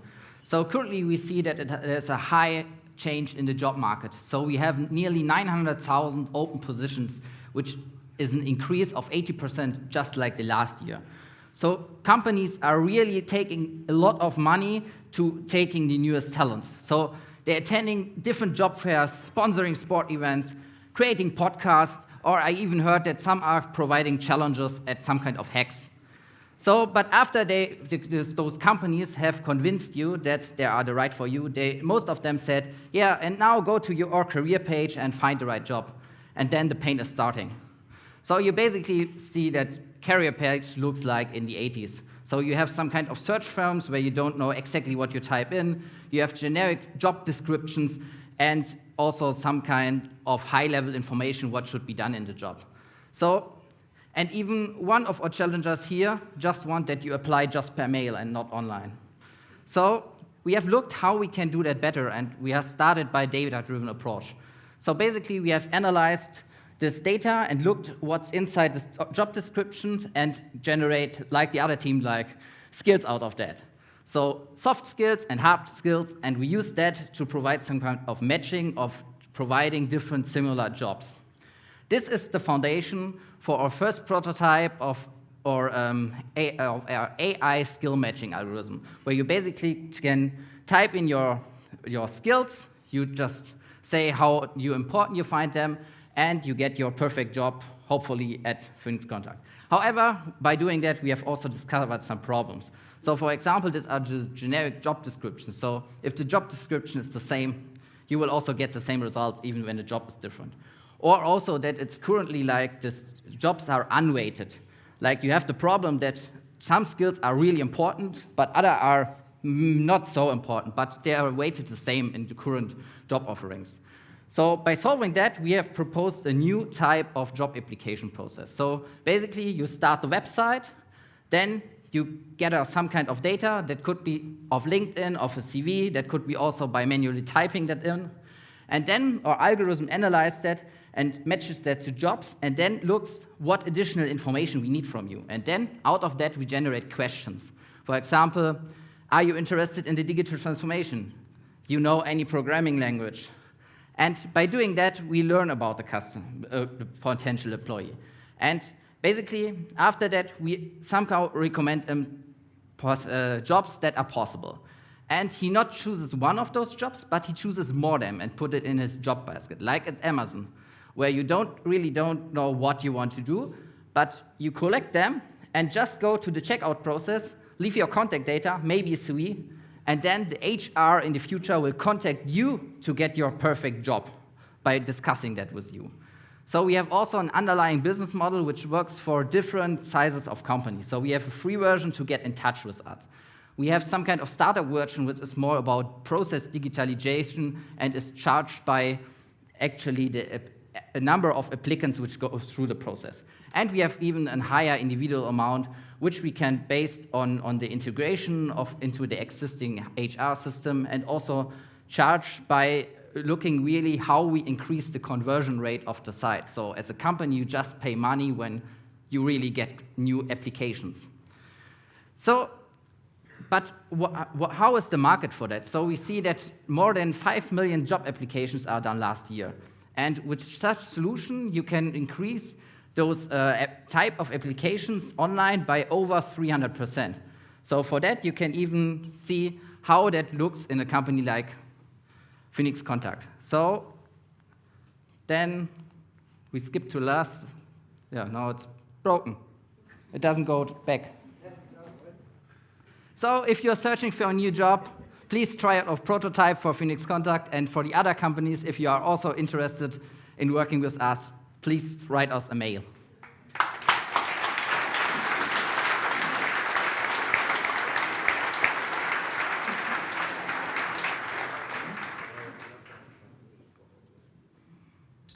So am I getting this right? You have a prototype? What? Is there a real prototype? Yeah, this is like the one you saw, like this mock, not the mock-up, but this one you saw on the, no, like where this the skill-based matching, the one which doesn't look that good. This one, this you can try out to find your job. Okay, thank you. So, if you're also interested. Yeah, maybe I know some nice people there. So other questions, so you identify generic job descriptions as a challenge. Maybe I missed that point, but how do you deal with bad job descriptions, generic descriptions, and all that? So this is basically something which cannot be 100% automated. So at this point, also the company will come into place and need to somehow improve their job description. So you can provide some kind of assistance systems which really said, here you need to go to in more detail. This is also what some other companies are providing, but it's like that. If you are as an HR employer just copying your text, then changing 2 words and then putting it back in the database, so I think there is no chance to how completely like divide those jobs. And I think this is also the problem that a lot of people have here. So you just go to the job sites and then you see, I could apply for that, or for that, but you don't want to apply like 3 times. But you could do it the other way around and also do a questionnaire for people and not writing these super large job descriptions, but bringing them to answer questions, to building up that profile behind the job. Yeah, that could be also an option, that we're using this kind of generating question also the other way around. Thanks. I also think that would improve the value of the platform really much. One question concerning the mentor or Phoenix Contact person you mentioned that only takes applications via email. Would you one other company. It was another. Okay, it was another company. I wanted to ask if that person would feel comfortable with discussing different job descriptions with applicants, because I think that's also some kind of cultural change in the HR departments. How do you tackle that? Are they? You want to hear a fear fact? Okay. A fun fact? Please. I've looked up at your company and you doing the same. there is also that you please send it to HR. Shame on me. That's your point. Point taken. So maybe we should also discuss about the solution in the future.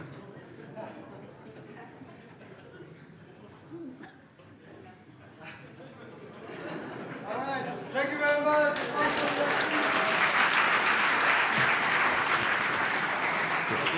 Good job. Thank you. So then. Hi guys, I'm Kolja, and we are FlashSite, enabling the seamless execution of construction site management. Think about the Berlin airport. What went wrong? We were able to figure out the 3 major problems construction site companies face in construction site management. So we have communication, tracking tasks, and keeping overview. In this presentation, we want to focus on communication. But why is this a problem? You need to imagine that we have more than 25 subcontractors on every construction site. And keeping track of them is really hard. So we did our studies, and also Goldbeck proved it to us. There are 5% additional costs on every construction site due to miscommunication. But how are we solving this? Well, we developed visual task tracking. Visual task tracking is keeping track of tasks, but through images and pictures directly being uploaded by subcontractors. Actually, FlashSite is a 2-sided solution. So behind me, you can see the view from the subcontractor that he will get right when he enters the construction site. What he can do is, he can see his current task, he can upload an image to say, hey, I'm done with my task, or he can ask for more time. The construction site manager, on the other hand, will see when a picture gets uploaded and submitted. He can click on it, and he can say, okay, nice work, you are done, or he can say, we need to reschedule. And when he's done that, it will automatically use this picture in his schedule and update his schedule. So, with this idea, we are operating in a $1.8 trillion construction market, with 3.2 billion US dollars only in Germany, which are lost revenue due to miscommunication, and this every single year. But how do we make money? Well, this is pretty simple because we have a software as a service pricing, so we take $10,000 per construction site and $100 a month per construction site manager. Let's make it more clear. Use Goldbeck as an example. Goldbeck makes $6 billion in revenue. We said 5% additional cost due to misunderstanding, so they're losing $300 million per year. If they apply FlashSite to their whole company, they need to pay us $5.5 million a year. So we are only taking 2% of the value we create. But for us, this means we generate $5.5 million in revenue every year with just one single customer. So much more to expand. But while our competition is only focusing on the view of the subcontractors or are just focusing on how they can manage tasks, we and FlashSite are built for construction companies and focus on the communication between the subcontractors and the construction site manager, which is not tackled by any kind of similar solution right now. This behind me is our team, and we have all the necessary skills and experience we need for this job. We have also testimonials from industry experts who prove that this problem is a real one. We have the department manager from Goldbeck who says that miscommunication is a huge problem and there's no right solution yet. And we have also a TGA construction site manager who told us the same thing. There's so much problems due to this problem. So what do we ask? We need 50,000 in funding to start our MVP and bring it to the market, and also the letter of intent from Goldbeck so that we see there's a kind of interest to apply these solutions to the site. I want to say thank you very much. You can visit our product demo under goldbeck.versal.app if you're interested, and I hope you are. And let's construct our future together. Thank you.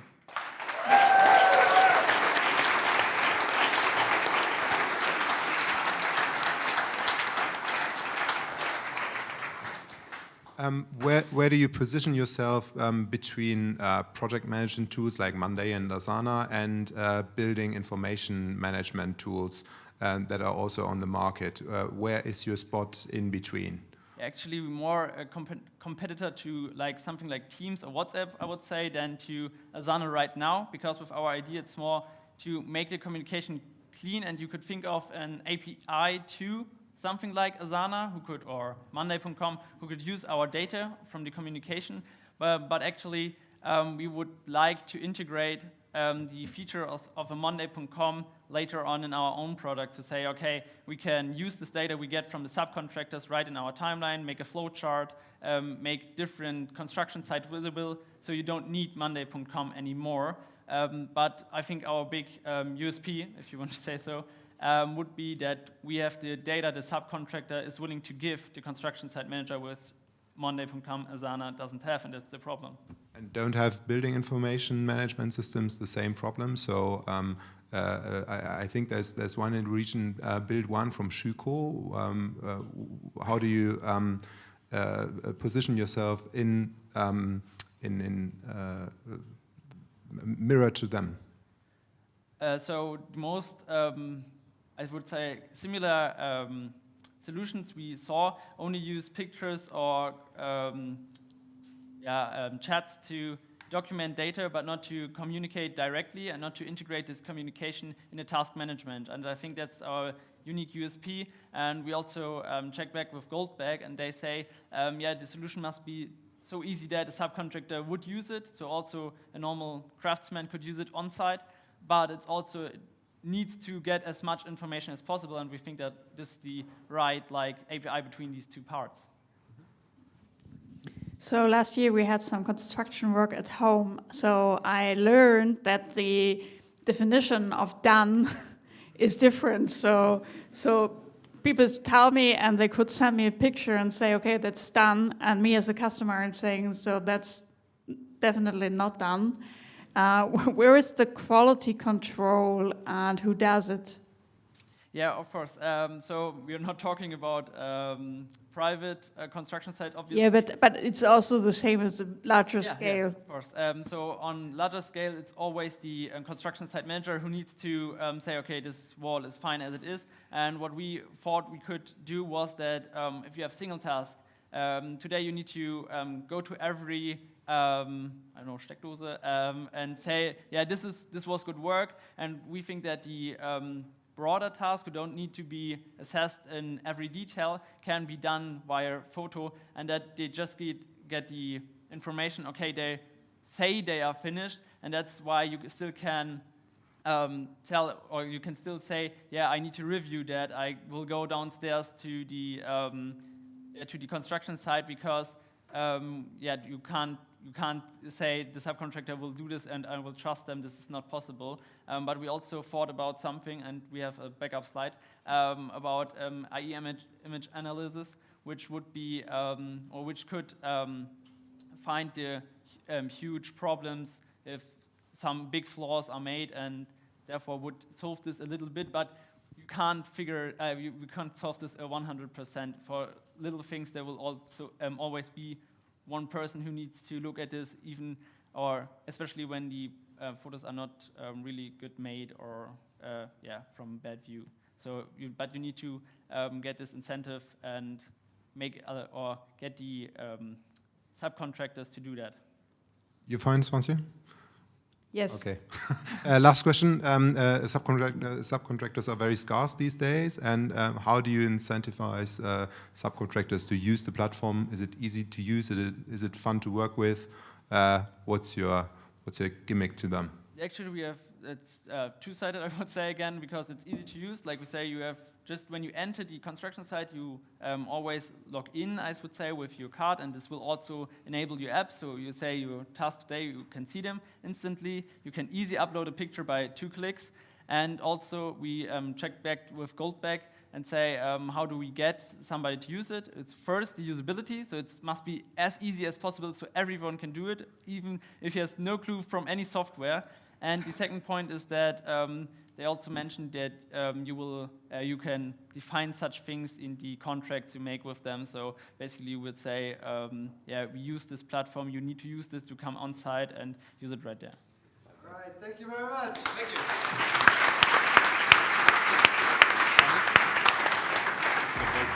All right, now the last team is coming up.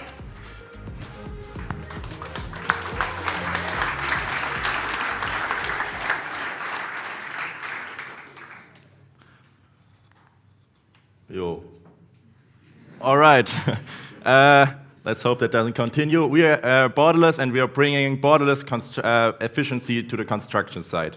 So large constructions constantly bust time and money budgets, and that leads to 13 billion euros in revenue lost per year in Germany alone. So on a large construction project, there are hundreds of people involved, and around 90% of them are subcontractors, and they need to be managed. And at that scale, this becomes really messy, really fast. So in the end, typically the construction manager ends up with chaotic emergency scheduling, difficult collaboration, and unreliable proofs of work. We solve this with project management designed for construction projects. But why not use already established solutions? They mainly focus on Kanban and methods like Agile and Scrum, and already existing construction management tools mostly copy these methods. But for a large construction project, there are thousands of tasks, and most of them are dependent on each other. So there are tasks that can be done in parallel, and some tasks need to wait on other tasks to be finished before they can start. And let's just say this task right here got delayed, and just imagine the pain of reorganizing every task that follows by hand, and how do we even know that we reorganize it optimally? And let's see how Borderless does that.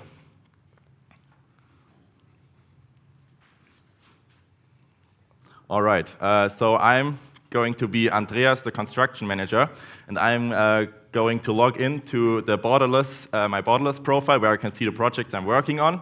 And we are going to create a new project right now. We're going to create the Founders Foundation. We already filled this with data, and we also created a template with real data for an office building. So let's click there, and the project gets created. All right, so here's an example of a task overview I have, so I can see all the tasks and their dependencies. And by color, I can see the tasks the subcontractors already marked as done, for example, or where warnings are, or where problems occurred. And of course, I can add and edit these tasks. So let's just go there on this task right there and say, let's say this task got delayed, so I will stretch this out. And notice how the deadline changes. So for any task change here, the whole graph adjusts dynamically. And me as the construction manager, I always know if I'm on track. I also have an overview over all tasks where I can filter them by status and see for the tasks that were marked as done by the subcontractors, the images they uploaded. So all of this right now is available live at, let's wait a second, yeah, borderless.com, so feel free to check it out. And to sum it up, me as Andreas, I have effortless planning, and the subcontractors get clear tasks and deadlines, and in return, I get a good documentation with reliable proofs of work. In Germany, so I'm really happy right now, by the way. Yeah. In Germany alone, there are 5,000 large construction projects per year with a total volume of 150 billion euros. And in that space, 89% of the companies are currently heavily digitizing their processes, so there's a huge opportunity for us to help them with that. We have a license model where we charge per construction site based on construction volume, and for a typical construction site, that amounts to roughly 3,300 euros per month. Over the weekend, we had the opportunity to do 5 validation interviews, and we are happy to announce that Goldbeck is going to share or present this internally. And we are an awesome, motivated team, with matching skill sets, and we want to make Borderless the go-to solution and bring borderless efficiency into the European construction market. Thank you very much.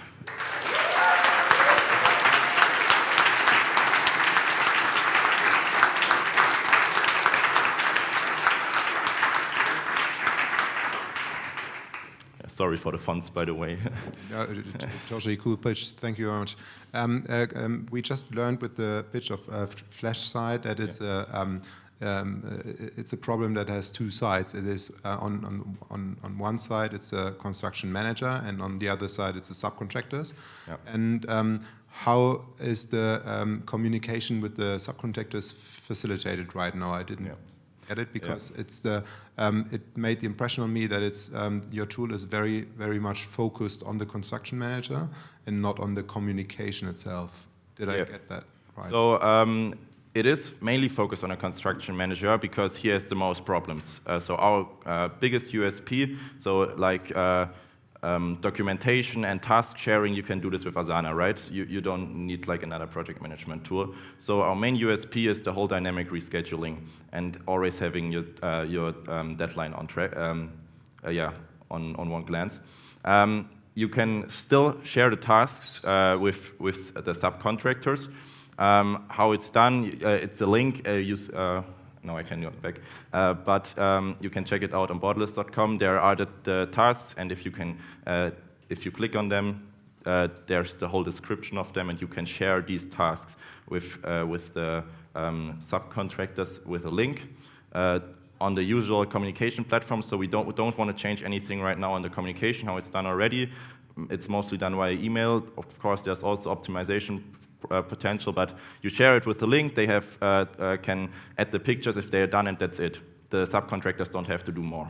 Yeah. So bottom line, you're saying that decentralization in construction work doesn't work, and it's all about risk mitigating and time boxing for the construction manager. Yeah, I'm not saying it doesn't work. I'm saying we are not focusing on it. Okay. You can focus on everything. Our focus is to make sure that the construction manager can react on changes in the tasks optimally, and the tasks, if they change, get also the link the subcontractors have gets updated. So they have some information, but we don't want to. We're not focusing on the task management for the subcontractor. They have their processes. We are focusing on the big picture of the project. Yeah.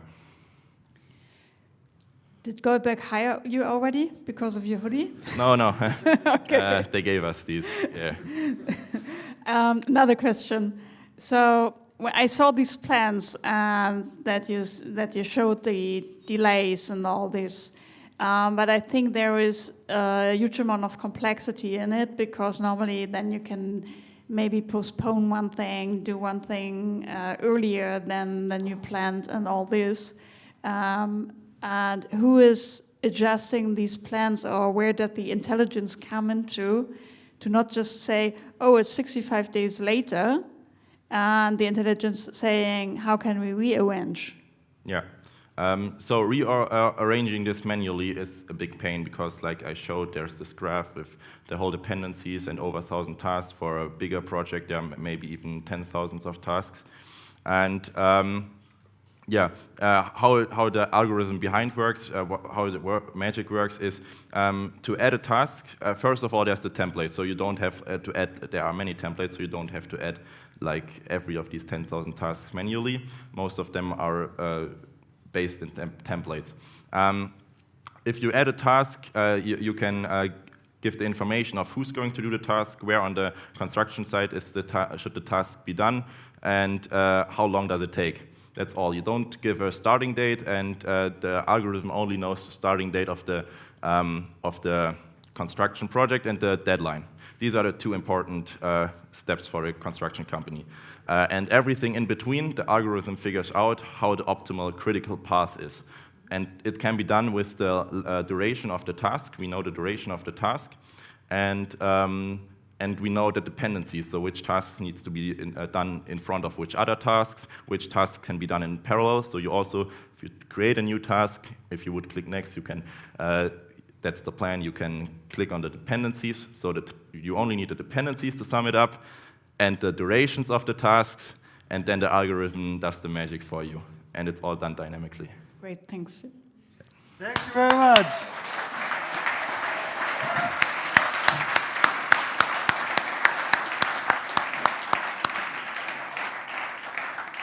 Wow, I'm super impressed, and I'm very curious who's going to win. Who's going to get 5,000 euros?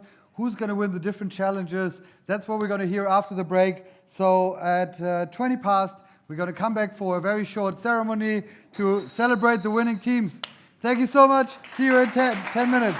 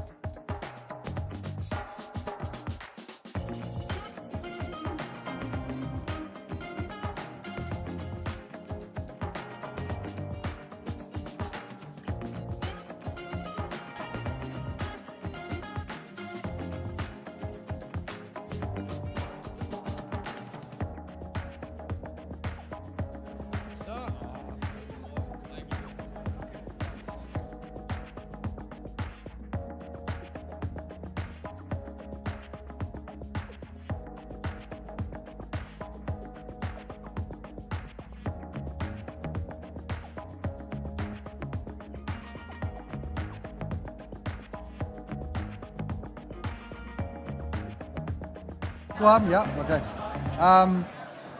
Can I ask the Miele corporate partner to come on stage, please? All right. Can you come on stage, please? Can you give me the awards? Stell mal den Award.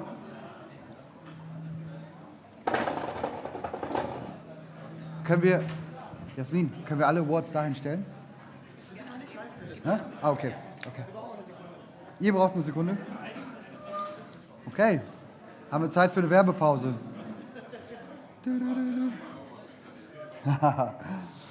Okay, do you all have who of you has a favorite?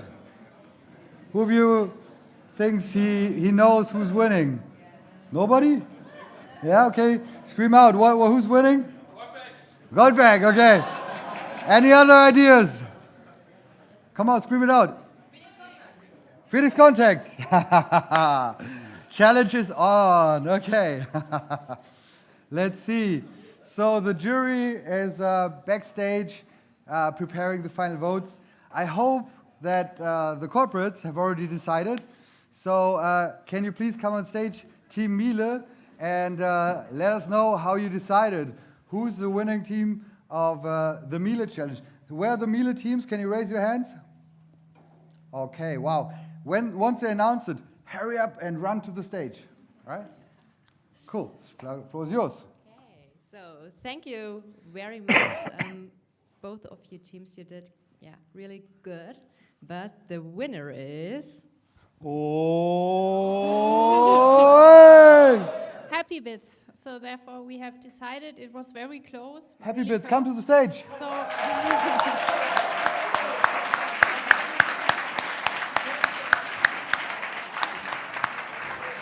Stellt euch in die Mitte. Okay. Hold it up. Smile to the camera. Why did you choose them? So we are really happy. Thank you very much.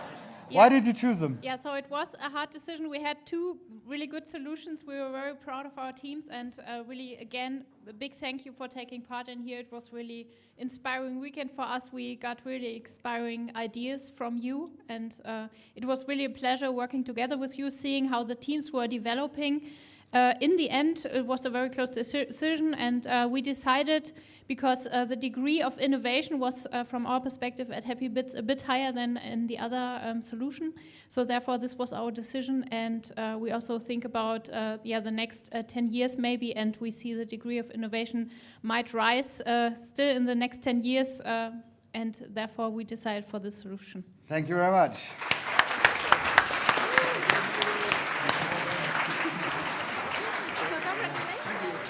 Thank you. Okay, next up is Dr. Wolf. Can you come on stage, please? Thank you. So, was it a tough decision? Yeah, very tough decision. I'm just waiting for the 3D printer to finish the knife to cut it into two pieces. But thanks very much to both groups. I think it was amazing to see what is possible within this, maybe not 40 hours, but 36 hours. It was close. We had a tough discussion as well. So we decided for Team 2. Congratulations. Team 2, come on stage. From the overall criteria, we believe that the market potential and the... So who wants to... So congratulations. Maybe a few words to the group there. Picture. Okay. Smile. Come on. Okay. Come here. Yeah. All right. Why did they win? So from the overall concept, I think both were very close, but from a market potential and the overall concept to see the market launch and how close it would be, we decided for Group 2. All right. Thank you very much.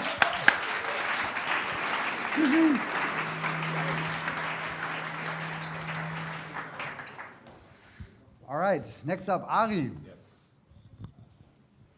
Yeah, hi. For us as a new cat on the block, the whole weekend was a great learning experience. So we were already pretty impressed by both teams when we saw yesterday morning their first ideas, their first concepts, and the many, many details that we as the corporate haven't thought about earlier. So we had very high expectations when we came this afternoon to Bielefeld. And I'm from here, I'm from Eastern Westphalia, so I could also say ich komme von hier weg.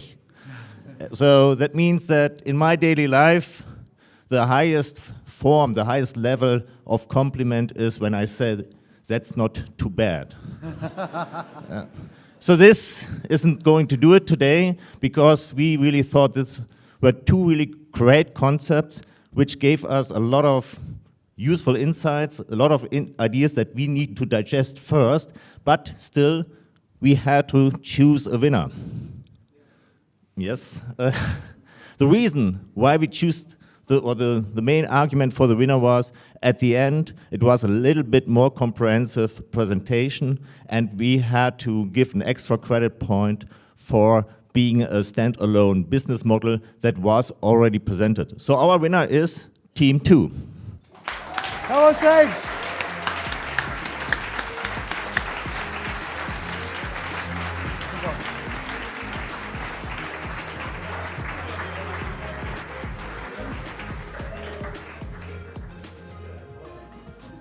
Kommt noch ein Schritt nach links am besten immer und dann da ist der Fotograf.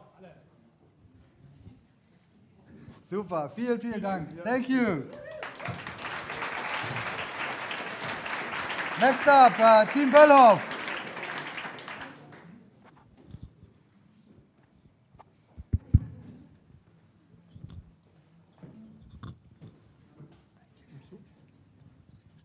So, first of all, a big thanks to both teams. I think we have a great weekend with you, and we are really impressed what you did. So, a big applause for both teams, first of all. Great job of both teams. But now, Tim, tell me and tell us who's the winner. Yes, thank you both teams. It was a close decision, but our decision is for Team 2.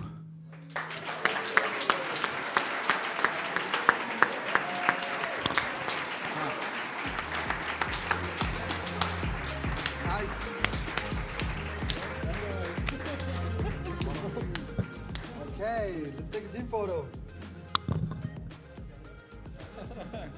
Oh, your prize. Nehmen wir ihn. Kommt zusammen. All right, thank you very much. Thank you. Wir quatschen dann gleich noch, ja? Next up, Poppe Potthoff.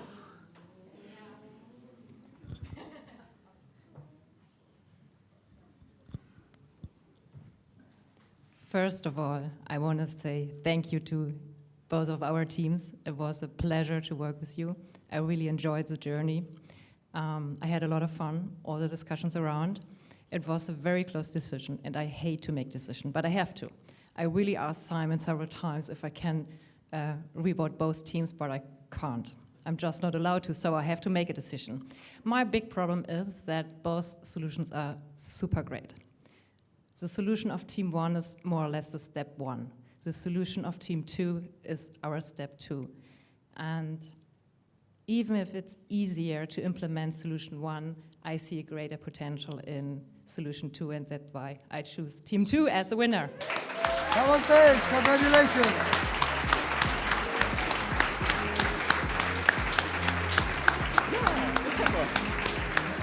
Bitte schön. Nehmen wir den mal in die Hand hier. Okay, have a look.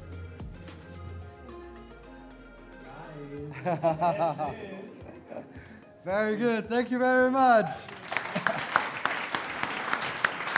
Mikrofon. Okay, next up, Phoenix Contact.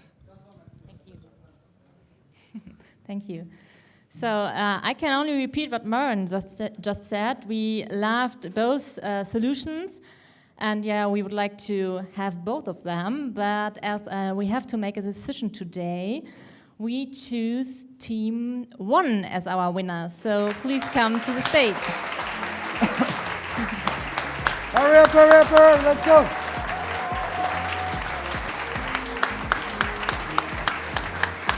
Very good. All right. Hug each other. Very good. Thank you very much. Danke. Next up, Goldbeck. Thanks. That's your prize. It's not my prize. Yeah, all of you listened to our presentations of the teams, so everybody can imagine that it was quite a hard decision to make. And yeah, we made the decision up front of the whole weekend experience. We learned about questions even we don't ask before, and yeah, and of course also find a product. And yeah, to make things short, come to us, team number 2. Hey! Where's team number 2? Where is it? Oh, behind. Hurry up, guys! Behind the bar.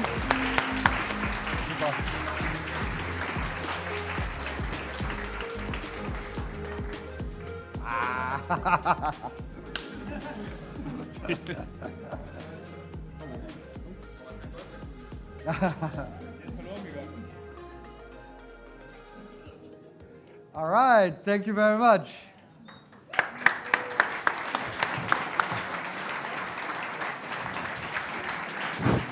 Hello. Now, sorry. Now we come to the final prize. Have you made a decision? Yes, we did. All right. We're all dying to know. So it has been a tough discussion, but we decided what happens in the kitchen stays in the kitchen. And it's hard to choose just one team. So at least we want to be transparent for our number 2 and 3 also. So I am starting with number 3. Number 3 for us has been the Phoenix Kontakt challenge with the applicator. Applause.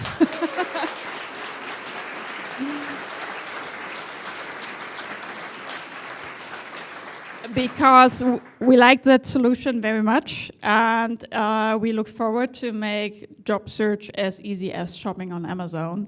So great team, great presentation, and great concept, and thanks for sharing this to us. Number 2.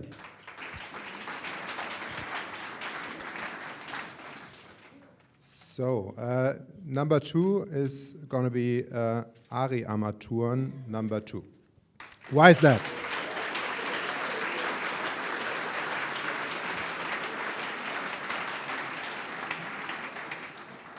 Why is that? We saw a very, very promising pitch. We saw huge potential. We saw a lot of work already done, a very promising prototype, very good pitch quality, and I think both RE teams had a very committed company on the other side. So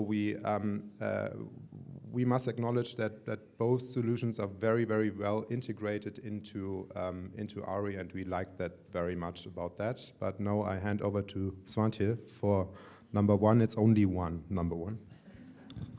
Thank you very much. So number 1, and I have to say, the name has been a good omen. So everybody is recapturing now the name. So the winner is champion. So Team Champion has won.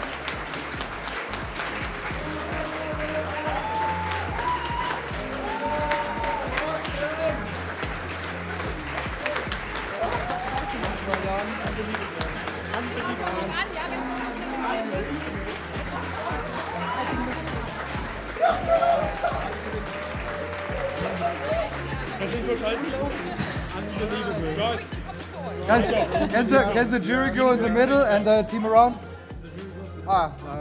It's okay like that. Yes. 3, 2, 1, go! Congratulations!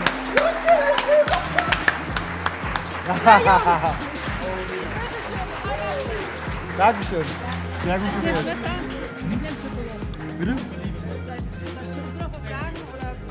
Willst du? Gut, saugeil. Mega. Right, do you have a question to the team? What are you doing with the €5,000? That's a very good question. Hand them the mic. That's a very good question, actually, yeah? I think we put our heads together now and figure it out. And maybe then start a company, yeah? That's a good one. Thank you very much. Yeah. No, take it. So, they not only won the 5,000 euros, but also the awesome award. And actually, that was a very good transition, the question at the end, because now you may ask yourself, what's next? Well, from my experience of 10 years hackathons, the jury is always wrong. Sorry. So mostly it's the underdogs, the ones who didn't win, that actually committed and made a company out of their project. So let's see who's right if we come back next year. I hope you come back next year as well. But before you come back next year, you can and you should apply to the startup school. So if you won or you didn't win, there you can learn within 10 weeks how to really take it to the next level. So this was a great starting point, but if you want to continue, if you're interested, if you're caught on fire, continue in the startup school.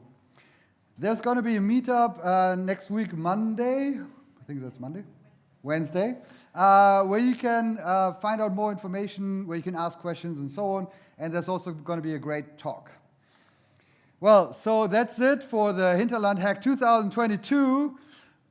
However, I have to say one more thank you, and that's for the people behind the scenes who made all this happen. So can I ask, no?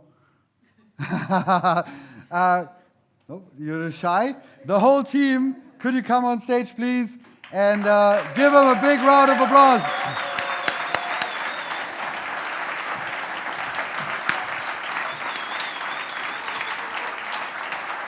Nice. So this applause for you.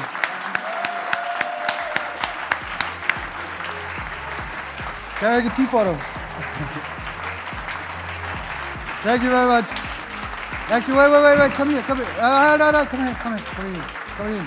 Ja, kommt alle mal hier da vorne, glaube Bescheid. But again, it wouldn't be possible without the partners, so could they come on stage as well, please, with us to make a photo? 3, 2, 1, go!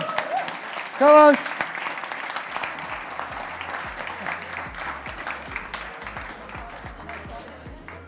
All right. Yeah. Yeah. Welcome to the stage. Okay, hug each other. Don't be shy. I know we're all smelly from the hackathon, but it's all good. All right, 3, 2, 1. Smile. Okay. Last but not least, can I ask the participants to join us on the party here? 3, 2, 1, go! Come on, participants, come on stage. Big applause for everybody who participated.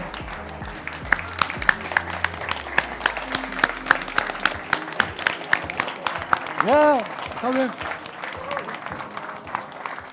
Yeah. Can we take one photo? Du musst es eigentlich hochhalten.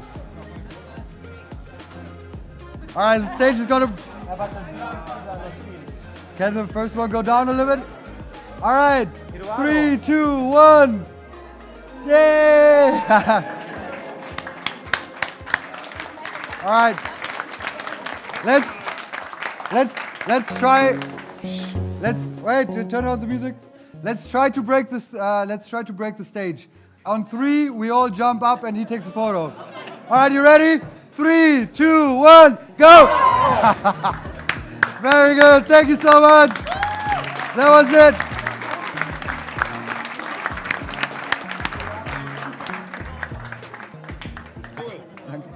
Hey, can you microphone?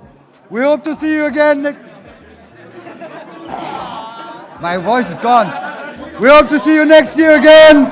Thank you so much. See you next year.